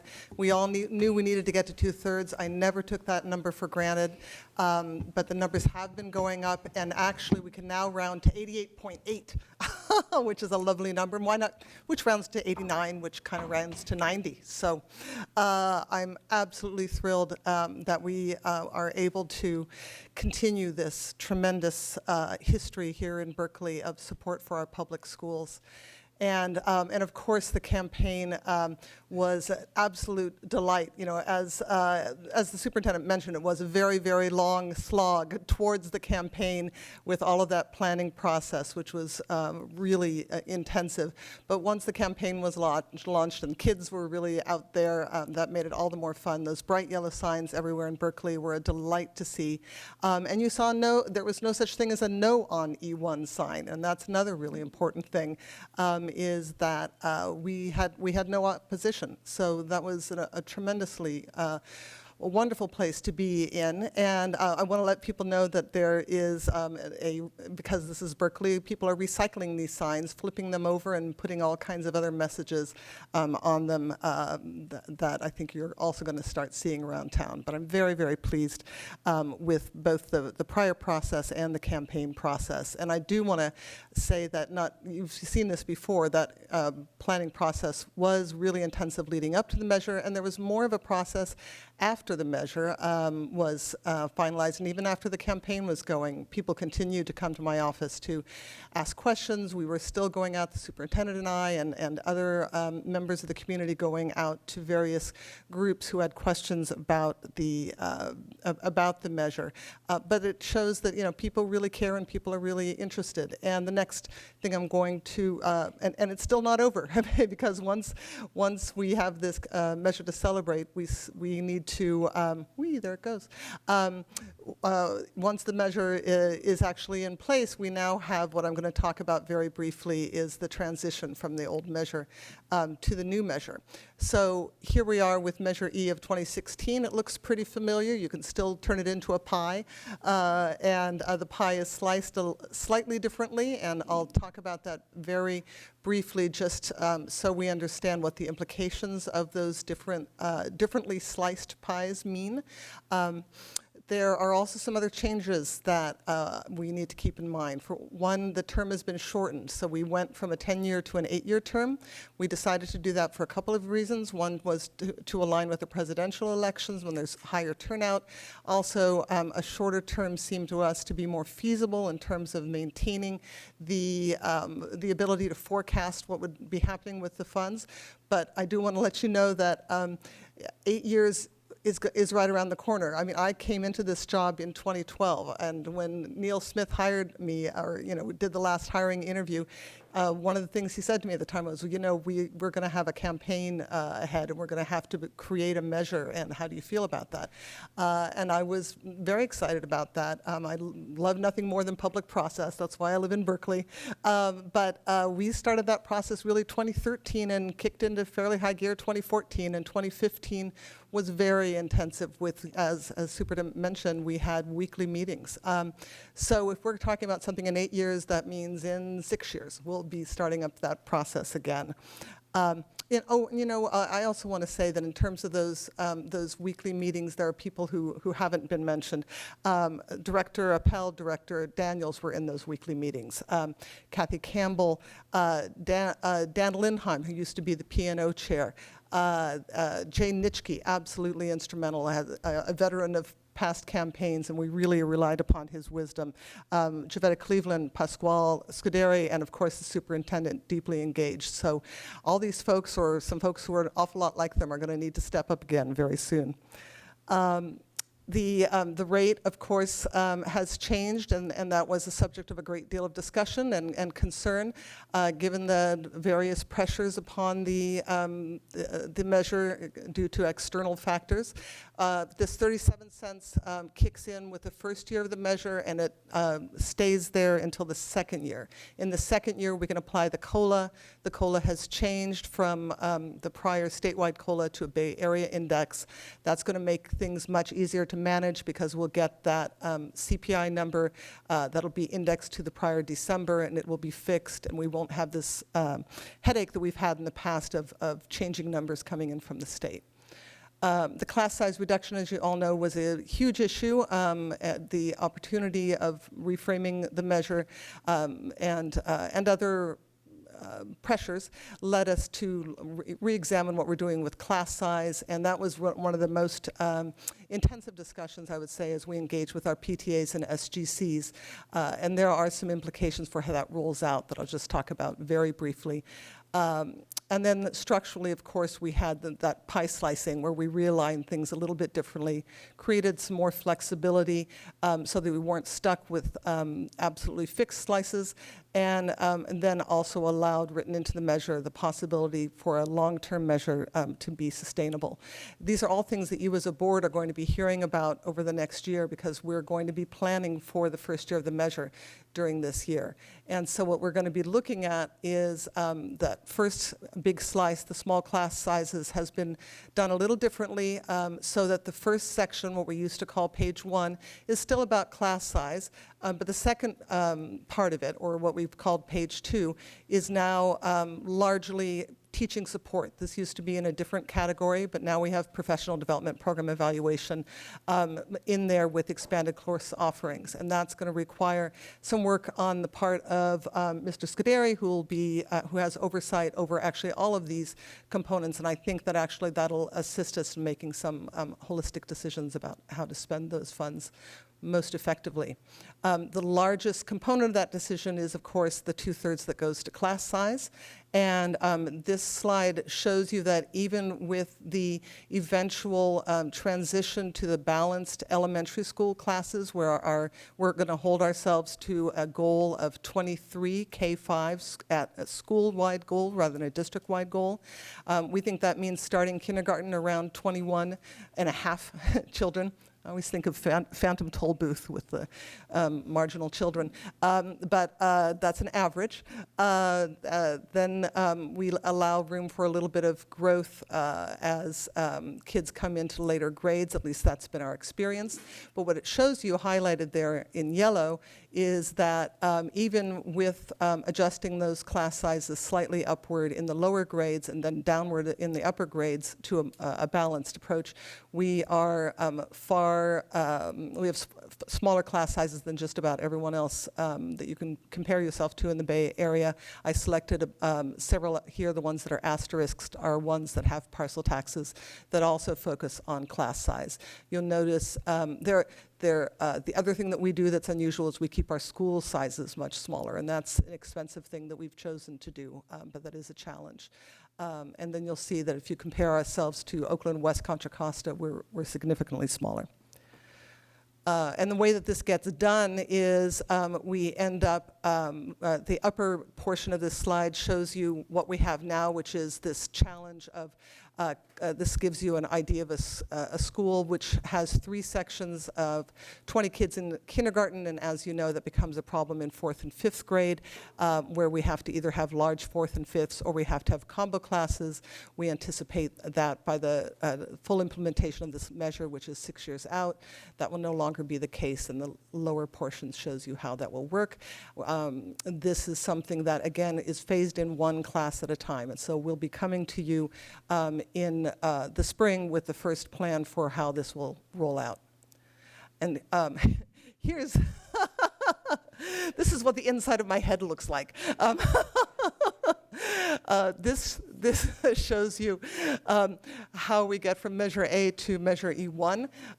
Basically, page 2, which we had prior called program support, we realized was sort of, we were hiding in there unintentionally things that we were doing that were supporting students. And when we were polling the community, we heard that support for students was something people really wanted to see and hear a lot more about. And we recognized that with middle school counseling and with some of those, what we're now calling student achievement strategies, and then with the parent outreach, which we're now calling family engagement, those all really belong in a little family together, in a little kind of mustard family down there in the new measure E1.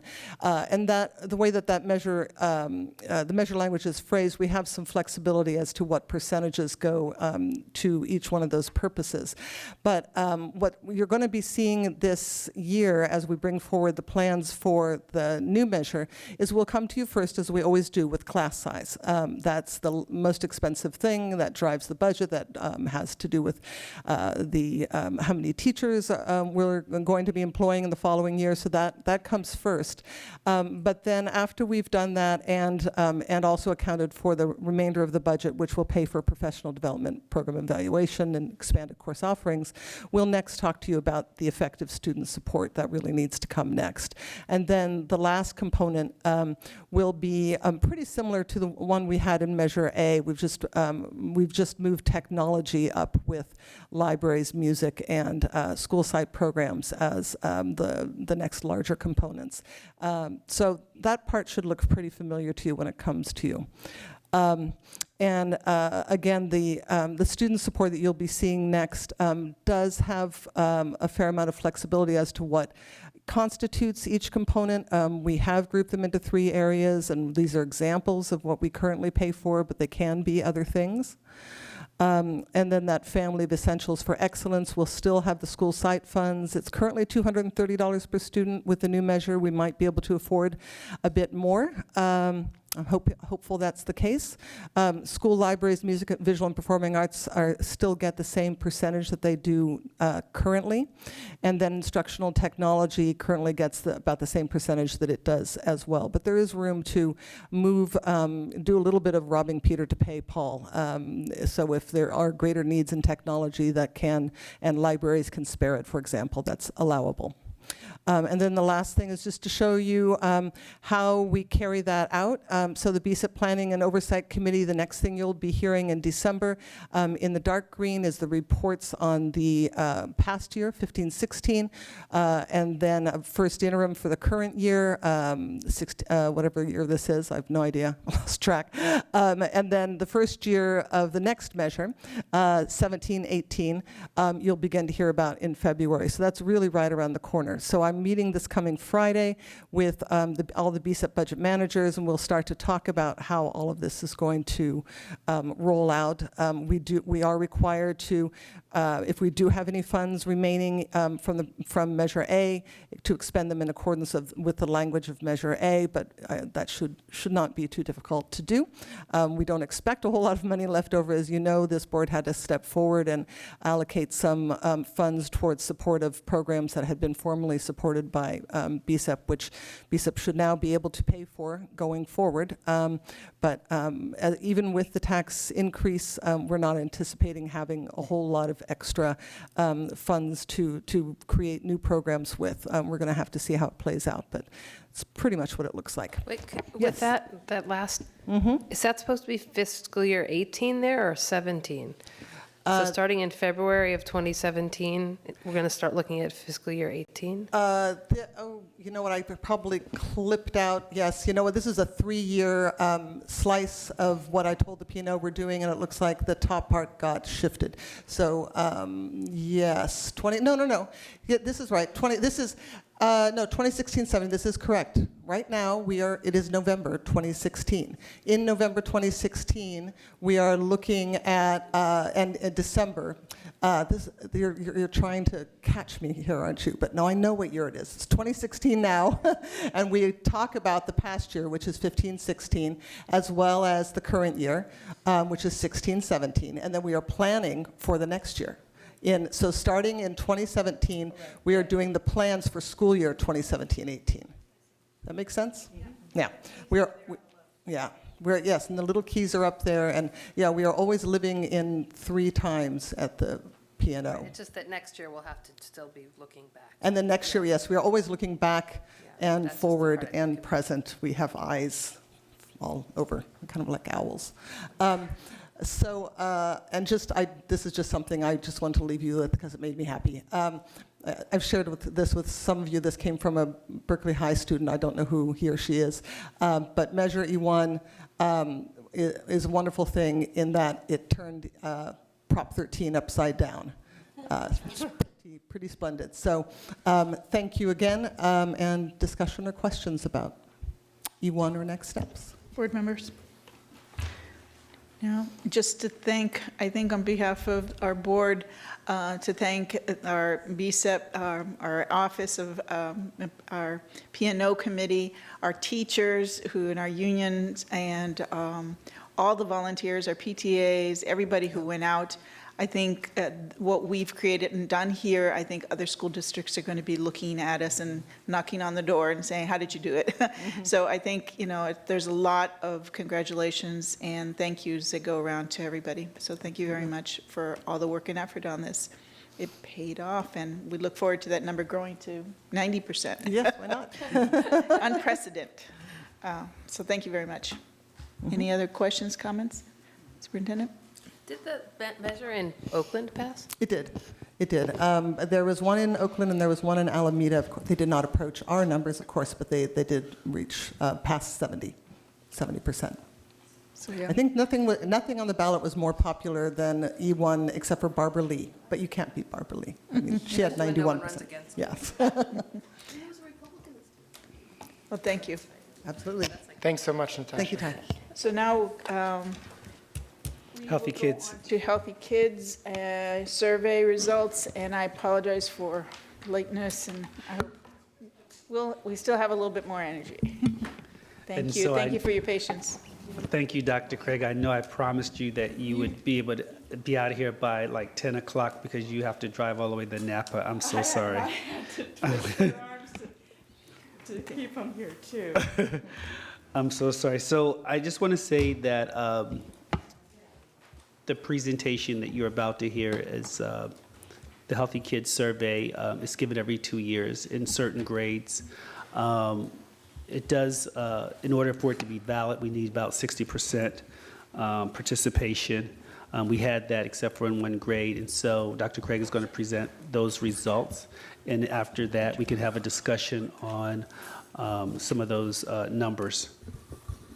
Okay, thank you. And good evening, Dr. Evans and board members. And I have with me Georgette Cobbs, who's the executive director of the Newbridge Foundation, because I know Director of the adolescent program. Okay. And Kente Wiggins is the HOD intervention counselor at Berkeley High from Newbridge. He worked at Berkeley High and at BTA last year. And so because a lot of this discussion revolves around substance use, and we will also be discussing the Newbridge contract, I thought it was directly relevant to have them available to answer questions and comment as well. So we gave the Healthy Kids survey last spring to 5th, 7th, 9th, 11th graders and all students at BTA. We give the survey every 2 years, and for many years we've given the core module, which is required, and an additional module called Module G, which is specific for the health center, and that is given to high school students only. We added an additional module this year, which was closing the achievement gap module, which was a brand new module. Goals of checks are to reduce risky behaviors, help us understand and identify areas for prevention and intervention education. One good example is we have used the data in our decision to partner with City of Berkeley and to have Newbridge offer substance use prevention and intervention support in our middle and high schools, promote learning, promote healthy behaviors, and promote health programs. Participation rates, as Dr. Evans mentioned, we need a 60% minimum for the data to be considered valid. In 2012 and 2014, we reached those levels at virtually all grade levels. In 2016, we were short by 1% at the 5th grade, and we had very good participation in grades 7, 9, and 11, and we had very low participation at BTA. So unfortunately, the BTA data is not valid. That is real disappointment because the information from those students is very, very important. And I think the elementary school, while not technically at 60%, is close enough that I think it's reasonably valid. A fairly new question, it was first in checks in 2014, had to do with sexual identity and gender identity. So we saw some changes already in that more students in 2016 were identifying as either gay or lesbian or bisexual. More students at the high school level were identifying as transgender. Also, more students indicated not sure, especially in middle school and grade 9. And fewer students declined to respond. So in general trend was that more students did identify their sexual identity and gender identity. And of those students, more of them were gay, lesbian, or bisexual, and there were more transgender identified students at the high school levels. So one interpretation is that students do seem to be more comfortable with being forthcoming with sexual orientation and gender identity. 5th grade, it's always nice to look at the 5th grade results and see really very high percentages of students feeling supported in the school. So these are just some of the sampling of questions. The first one, do teachers and other grown-ups at school believe you can do a good job? And none of the students said no. So every student said yes. 5% of the students said some of the time. 95% of students said, either most of the time or all of the time. So that's really good to see. Then there was some questions around teaching students. Does your school teach students to care about each other and treat others with respect? And again, very high numbers here. 99% of students, 5th graders, said yes, at least some of the time, and 68% said all of the time. There were a lot of other questions there. I don't feel it necessary to go through every single question, but that's those are samplings. Also looked at lifetime substance use, ATOD, or alcohol, tobacco, and other drugs.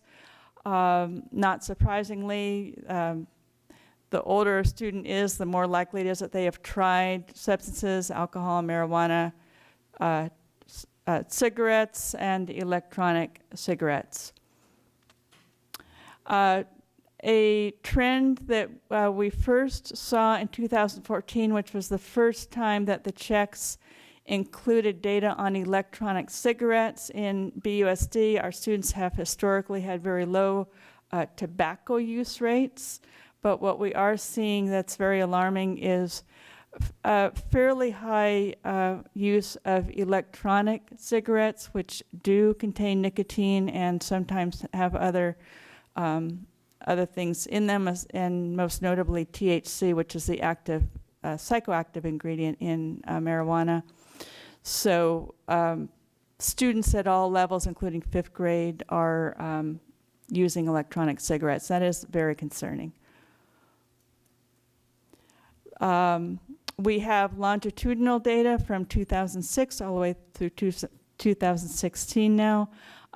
Sort of a very general, what we're seeing in general there over the past 10 years, use has in general gone down. For the past couple of years, 2014 and 2016, it's essentially holding steady with the exception of marijuana use has gone down in 9th grade. And I think what we're seeing is that the effects of the past 3-4 years where we've had the Tupe grant, we've had the New Bridge support now for what, 3 years. So we've had programs in place now for 3-4 years, and so while we'd like to see numbers go down, you know, I think holding steady is not a bad thing. One thing noticeable about the longitudinal data. This is some good news. I think fewer students are reporting actually being drunk or high on school property. So then that's at all of the secondary grade levels. This question is not asked of elementary students. So we like to see that. We are seeing bullying rates much higher than we'd like to see. And in fact, they, in 5th grade, students reported an increase in bullying.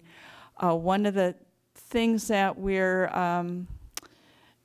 feeling is that with the increase in electronic use of social media and that kind of thing is there's a lot more cyberbullying that has really gone up in the past few years. And I think the increases in bullying, a lot of that is likely related to the cyberbullying because we are seeing a decrease in physical and fighting at schools. We're seeing a decrease in students reporting seeing weapons at school and reporting bringing weapons. And students, 5th grade students are feeling fairly safe at schools. And then something nice to see is that they're feeling much safer outside of school than they had been in recent years. So that's a good trend. This is secondary data, and so the bullying rates have inched up a little bit. And again, I believe a lot of that is related to cyber incidents. And I do know that Berkeley High is tomorrow, actually all day tomorrow, doing Spark assemblies, which focuses on LGBT awareness and support, and also sexual harassment, sexual assault, and sexual battery and consent. And so there's a lot of work being done around being an ally, speaking up, and that's going to be a very strong message in the assemblies tomorrow at Berkeley High. But it's a continual work dealing with a lot of the cyber issues that are going on. Fewer students are reporting fighting, participating in fights, and fewer students are reporting being afraid of being beaten up. So it seems to be more of the psychological, emotional type bullying and a little bit less of the physical. So similar to what we saw in the 5th grade data, at middle and high school, fewer students are reporting carrying weapons. And we've historically seen for gang identification, it's the middle schoolers that have typically reported the highest rates of self-reporting around being a member in a gang, and that went down quite a bit in 7th grade, which is interesting. School protective factors, so students feeling safe or very safe at school, went up in 7th grade. It's more or less steady at the high school levels relative to the past couple of times checks has been given. And this is earlier in this slideshow, you saw some data on 5th graders, 99%, 100% of 5th graders really feeling very supported by the adults. And we see much lower numbers at secondary, and I think part of that is just developmentally where adolescents are at. But I think it's also the nature of the structure of secondary schools, and the elementary schools are much smaller and sort of a more, same teacher all day, more of a family, more of a cocooning effect relative to secondary schools. So I always wonder when I see this data what we can do to increase the feelings of connectedness and caring with our middle schools and our high schools. There are concerns about when we look at indicators of students' feelings of well-being. 2 years ago, we were very concerned when we saw the data on the number of students who are experiencing chronic sadness or hopelessness was quite high and continues to be quite high. And similarly, the number of students who consider suicide, again, 14% of 9th graders, 12% of 11th graders, very high. 2 years ago at BTA it was 14%. That's very concerning. High academic motivation, the numbers are not as high as we see at elementary schools.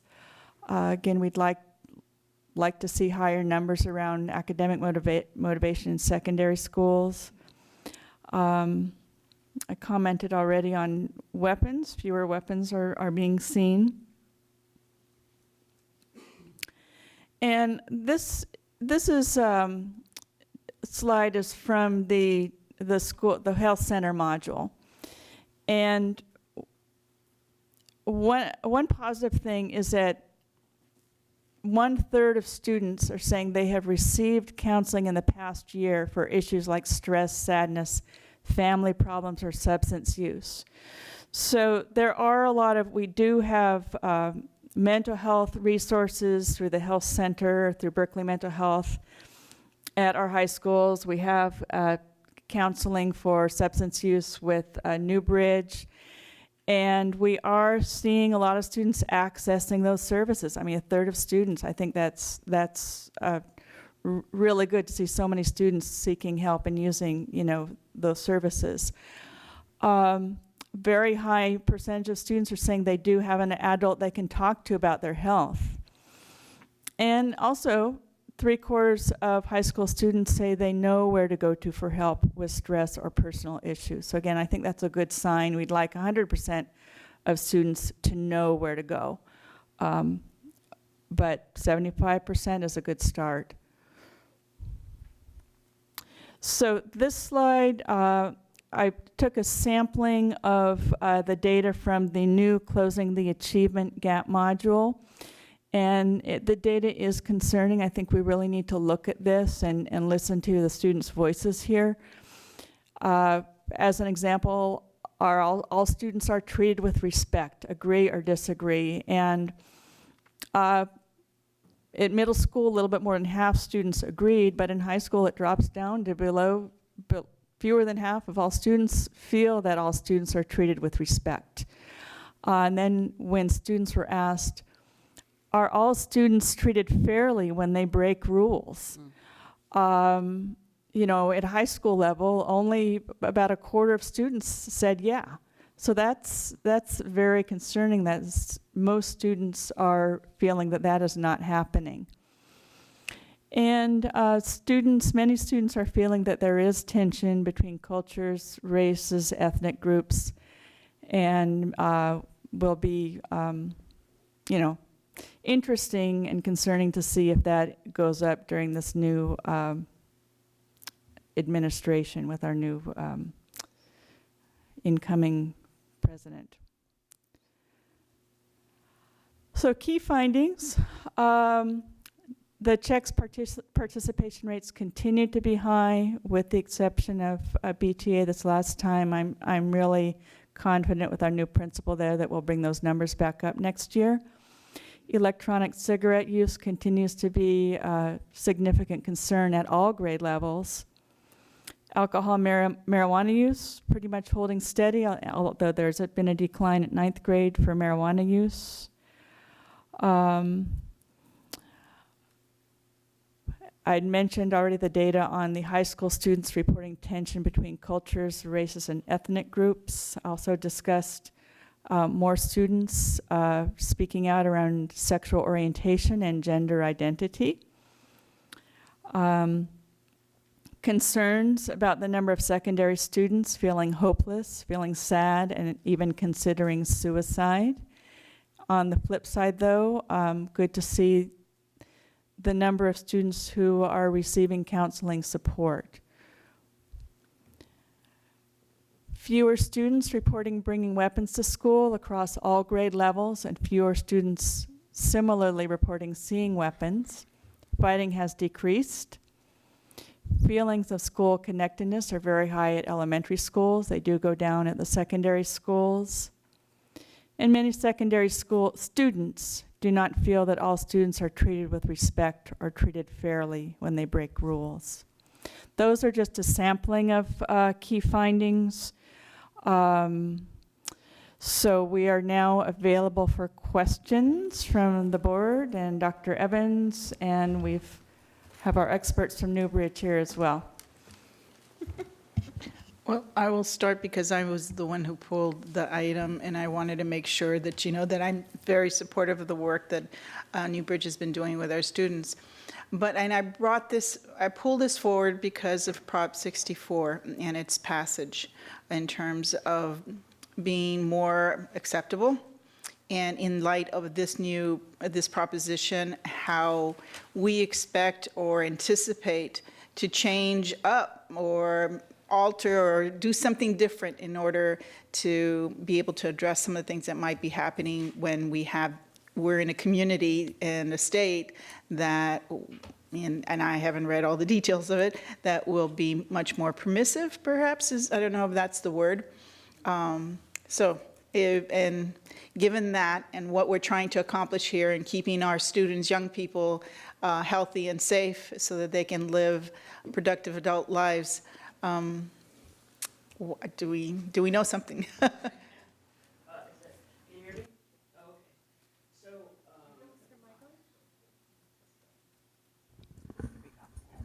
Can you hear me now? Okay. So one of the things that, first of all, thank you for having the opportunity about alcohol and other drug use as it exists in the city of Berkeley. One of the things that we have talked about is that we will probably need to step up our environmental push, because that will be the main issue, is how marijuana is now advertised and where dispensaries can be placed. The marijuana exists in Berkeley right now, and so some of it comes from here and some of it's brought in. And so that, I think that will be the main change, is that we will look at the environmental issues associated with how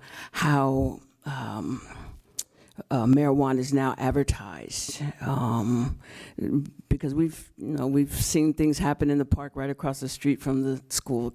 It happens now, and I think Kente brought up an important point today. Is the community and their views on it, because you have people in the community that don't think it's a bad thing, and you have people in the community who say, the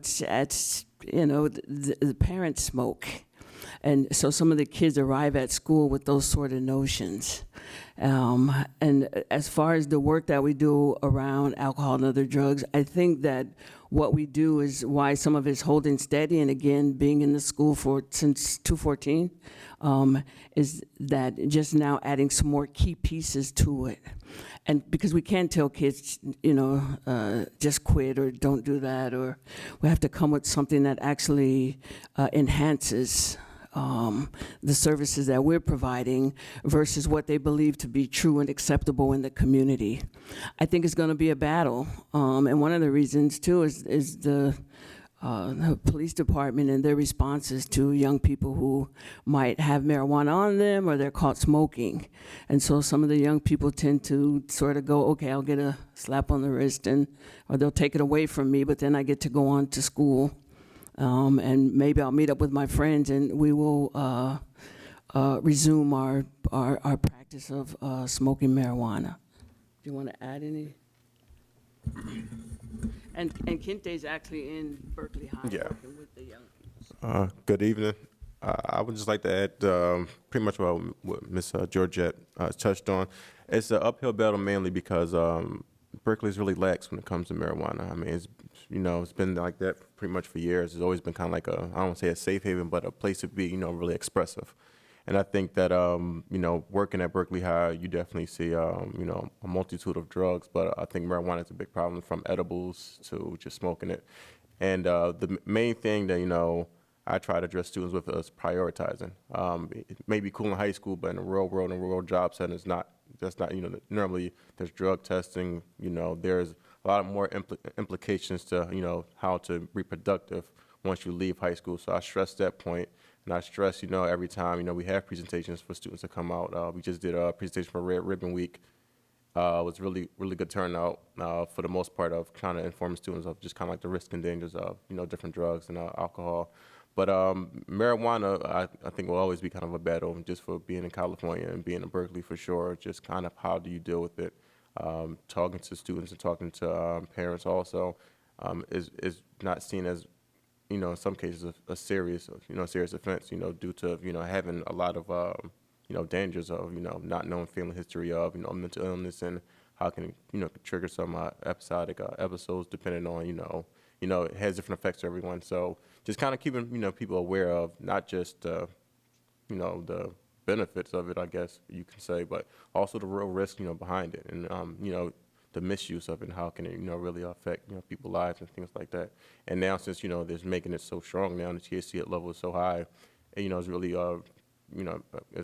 just at Berkeley High alone, a few cases of, people, students found like unconscious and, really, like, I don't want to say overdosing, but, really kind of like in a bad situation due to marijuana, and having like, the actual hospitals being called.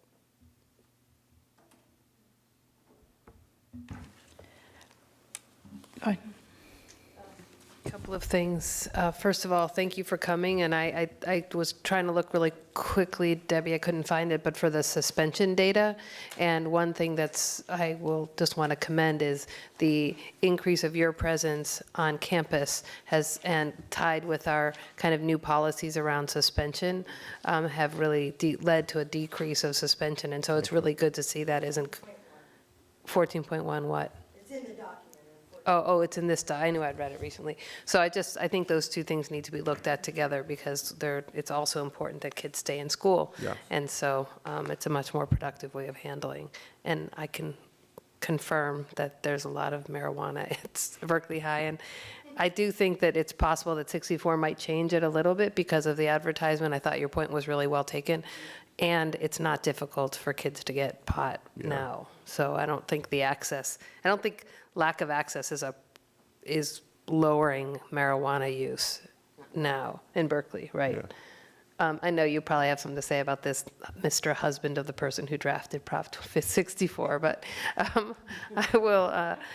But I did want to say that, again, just to be predictable, I want to say a couple things. First of all, I know there was some public comment earlier about the aggregation of those different forms of bullying or causes of bullying, and I just went back and checked, and in fact they are separate in the long report. And so if people, and those are public too, right? So if people want to look, they do distinguish like sexual acts and sexual harassment basically, and then they do separate out the different reasons for which people are bullied. So that's worth taking a look at if that's something that people are interested in. And then as far as mental health, I just want to be careful in saying that our health center really provides mental health care, because right now at this point they basically provide emergency services to people who come in because there's just so much. So they really don't offer long-term mental health care there, or clinical care in that way. I just met with Lisa, and I think that they might be able to do that with a few students, but we really are in dire need of more mental health care. services at the school. And I think the intervention counselors who are there now are really helping some students and providing more clinical support, even though we don't call that mental health. But I do think it's something that we need to continue to look at. And, you know, if 14% is something like 100 kids, so to have 100 kids to have contemplated suicide, what is it, like within the last month of the, or is it last year? It's a lot, so. That's just 2 grades. 100 each grade, that was like 100 ninth graders, 100 11th graders, so. That's not our It's a 10th lot. and a 12th. Yeah, it's a that's lot of kids. Thank you. Karen? Oh, I'm sorry. I'm so sorry, Karen. And the other thing I wanted to remind people of is that we did order the raw data this year. So the intent of that is to be able to break down by race and ethnicity who's feeling safe and who's not feeling safe, and who believes that the teachers believe in them and who doesn't, and who is safe inside of school and outside of school. Because we also have a changing demographics in our city. So I think that it'll be really interesting to look at that data. So I want to thank you for ordering that and hope that Debbie will help us crunch that data when we get it. Yeah, and that's something that I wanted to bring up too, is that I'm very interested to see if there's any difference around gender or around ethnicity. You know, we've had a few, in the past couple of years, you know, we've had particularly some racial incidents on campus, which certainly there's a lot of support by the wider school community against that type of behavior. But I'd be interested to see just, you know, is there a difference?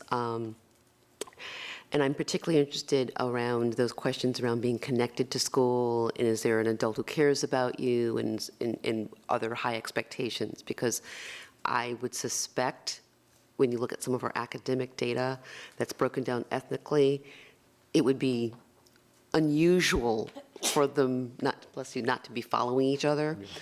And I would also, and I know that this is probably, I know that this is too small of a group to be able to say publicly because it gets into identifying, but I'd like to know that if we can, I don't know if you can do this, Debbie, but particularly that those students that are receiving support from us in terms of they're involved in Bridge, or they're involved in AVID, or, you know, they're involved in any of our programs that are particularly meant to support students who we have not traditionally supported as well as we should have.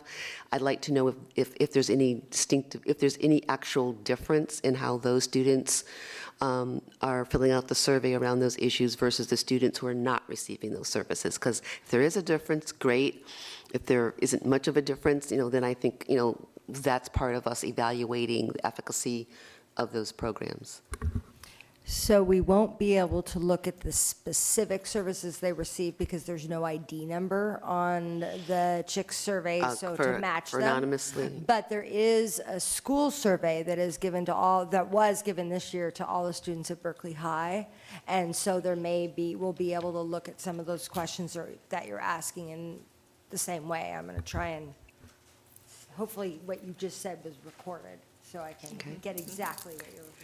And then just in the interest of time, one of the questions that I had was, I think I was trying to read as much as I could. I've been having ongoing Google issues. And thank you, Liz, for getting all that sent to me. No, it wasn't you actually, it was the other, the new person. But I was a little astonished at Longfellow because that has always been a school that has had very strong supportive services for students. And historically, students have felt very supported at that school.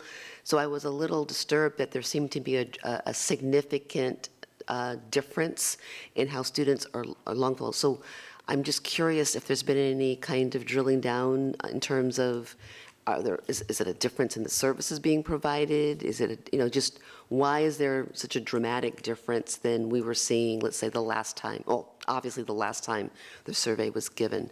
I mean, the other school, Berkeley High had some good stuff and some bad stuff, so to speak, and Willard was very positive, which I was very glad to see that. King seemed to be also had a lot of positive movement, and Longfellow was the one middle school that there was a dramatic decrease, and I was just surprised. And so I don't know if there's been any discussion with Longfellow about A, why that might be so, and B, what can be done about it. Not yet. So the principals received their reports the same day you got the reports. So they have a little time to digest, and they got the the aggregate report and then their own school's report. So they didn't get each other's school's reports so that you can see, because you have all the school's reports. I think, one thing that happened at Longfellow last year when the checks was done was we had their really outstanding counselor working at the district office most of the time, and I am just wondering if the impact of, when you have someone who's really dynamic and central to a school's culture, driving a lot of the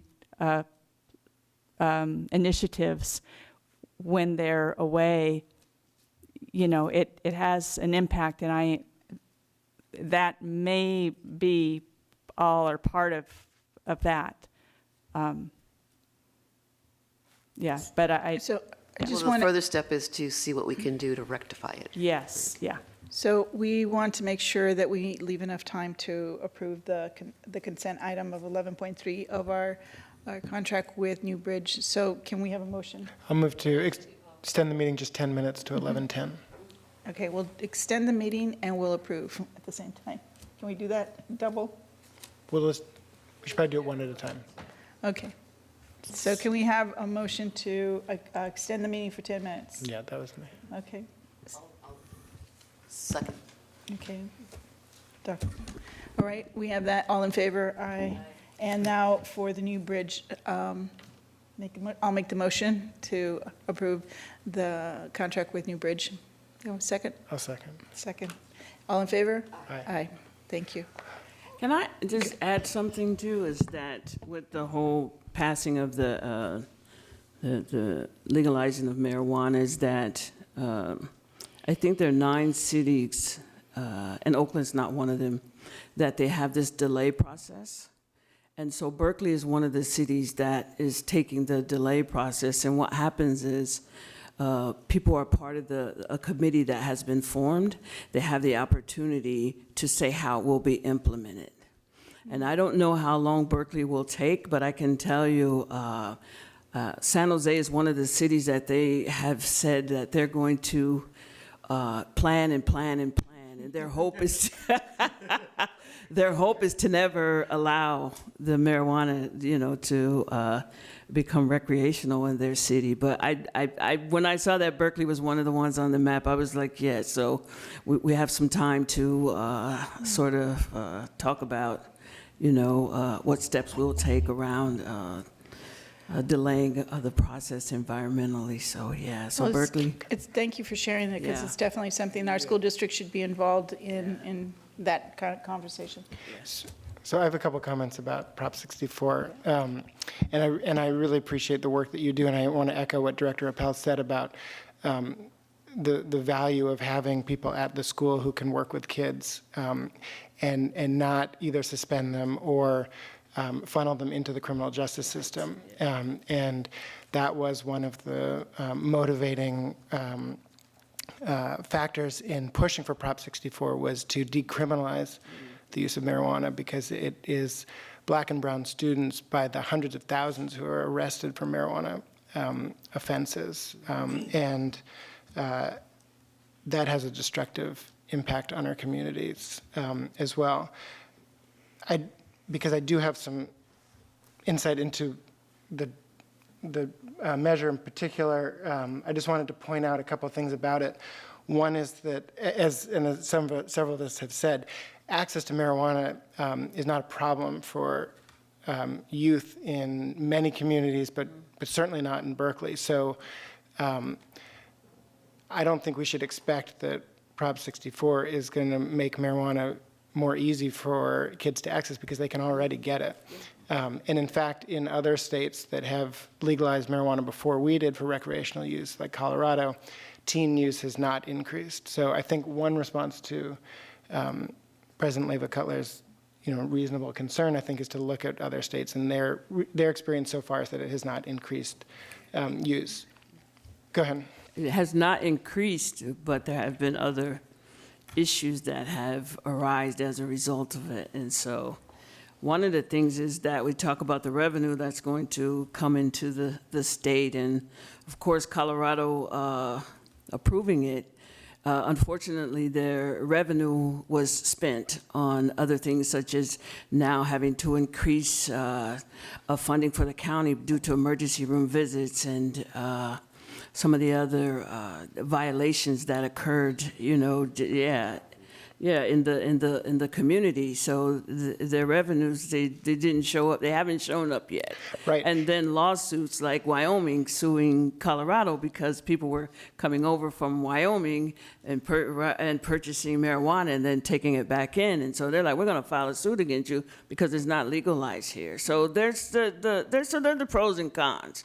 I don't care what adults do. My issue is when it falls into the hands of young people, right? And I don't know if you guys are familiar with Harborside, which sits over on the Embarcadero. About 5 years ago, they had their client base, so we're talking about, on record, was 100,000 people. So can you imagine what it is today? And then there's this process of, I can go and buy some marijuana and I can give it to him. And if he wants to, he can tell me that he wants to donate some money to me. So then he gets to donate money to me. But it's a legal transaction. So there are lots of things that exist around marijuana use. But my main thing is its exposure to adolescents and then their perceptions that it's okay now because now it's legalized. We'd like to believe that they're all mature in thought. Unfortunately, marijuana use, altering the state of mind, addiction, it will override any sensibility and logic around the long-term effects of it.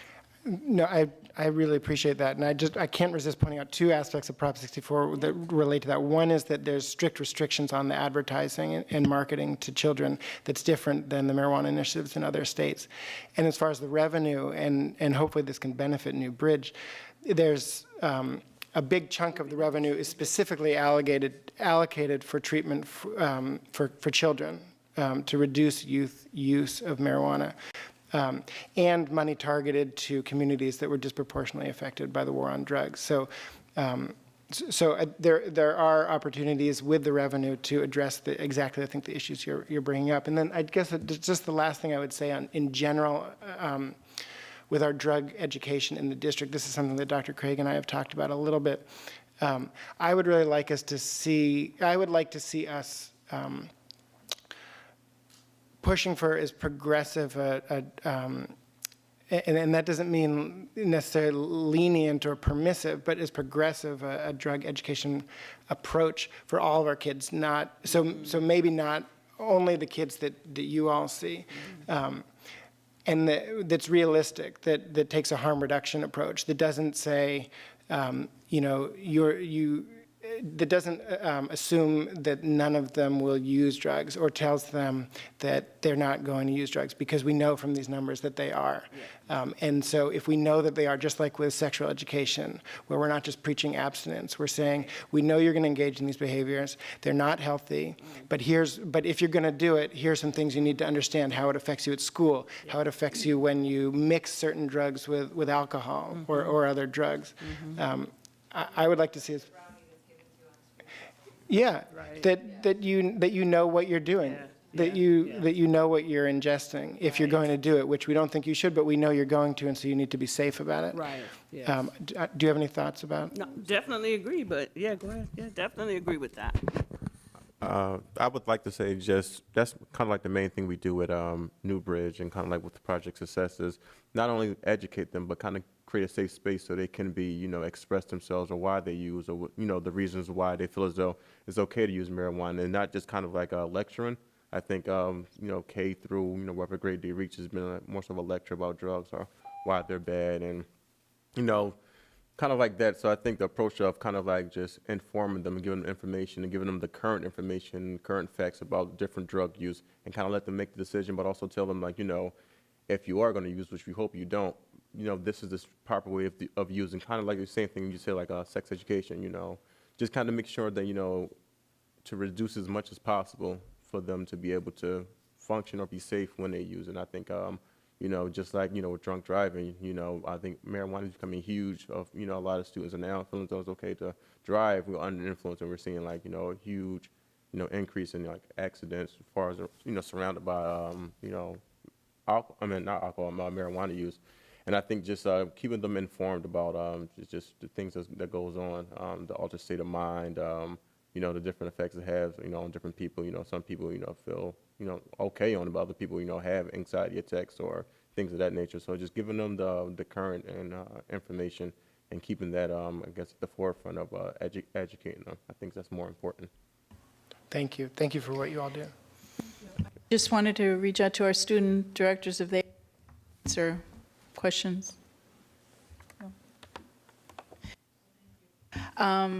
I just wanted to say one little thing also in conjunction with this is that in part of California Healthy Kids Survey, there's a staff survey and there's also a parent survey that goes together.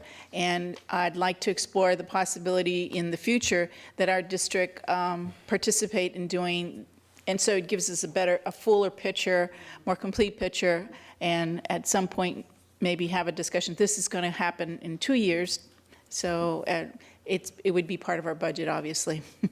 So just to keep that in mind, because I think that these surveys, we do a parent survey, but it's not aligned to this one, and so I think it would give us a more complete information in terms of where we're at in our whole community.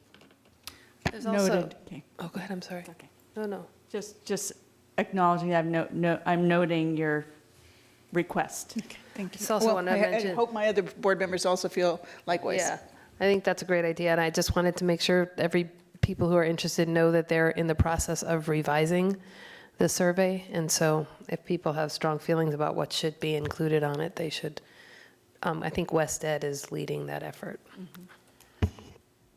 Again, Newbridge, Kinte, and Ms. Georgia. Thank you. For your, and staying this long. Thank you.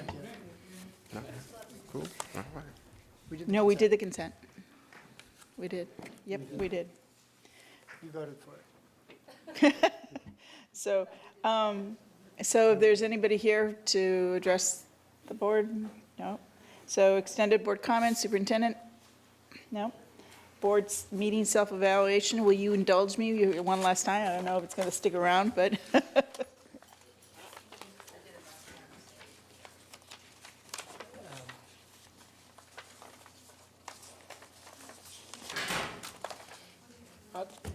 I'll do it. Okay, I'm looking for the questions. Did we frame, I thought the superintendent did a great job of framing the agenda items with the introduction and then after the Measure I discussion, which was a long discussion, kind of summing up, wrapping up what we had agreed to. I thought that was very helpful. We actually allocated the time pretty well. The president and I thought that the Measure I discussion was going long, but Tim wrapped it up, and we kept our questions short, so that was good. And I think we had, just then in that discussion, we were trying to get to the fundamental problem at the root of the issues that were brought up in the survey. And I think the whole Measure I reallocation also tries to get at the fundamental issues or problems around our facilities needs. And as always, we modeled mutual respect. And I think that I did want to, again, appreciate what you said, Judy, in your comment about honestly, we always model mutual respect. And I think I appreciated that you called out the community and asked them to model that as well. So thank you. Thank you. So, well, now. Thank you so much, Beatrice. I know we'll have a chance. Yeah, we'll say that's fair. Thank you. Thank you. So we're adjourned.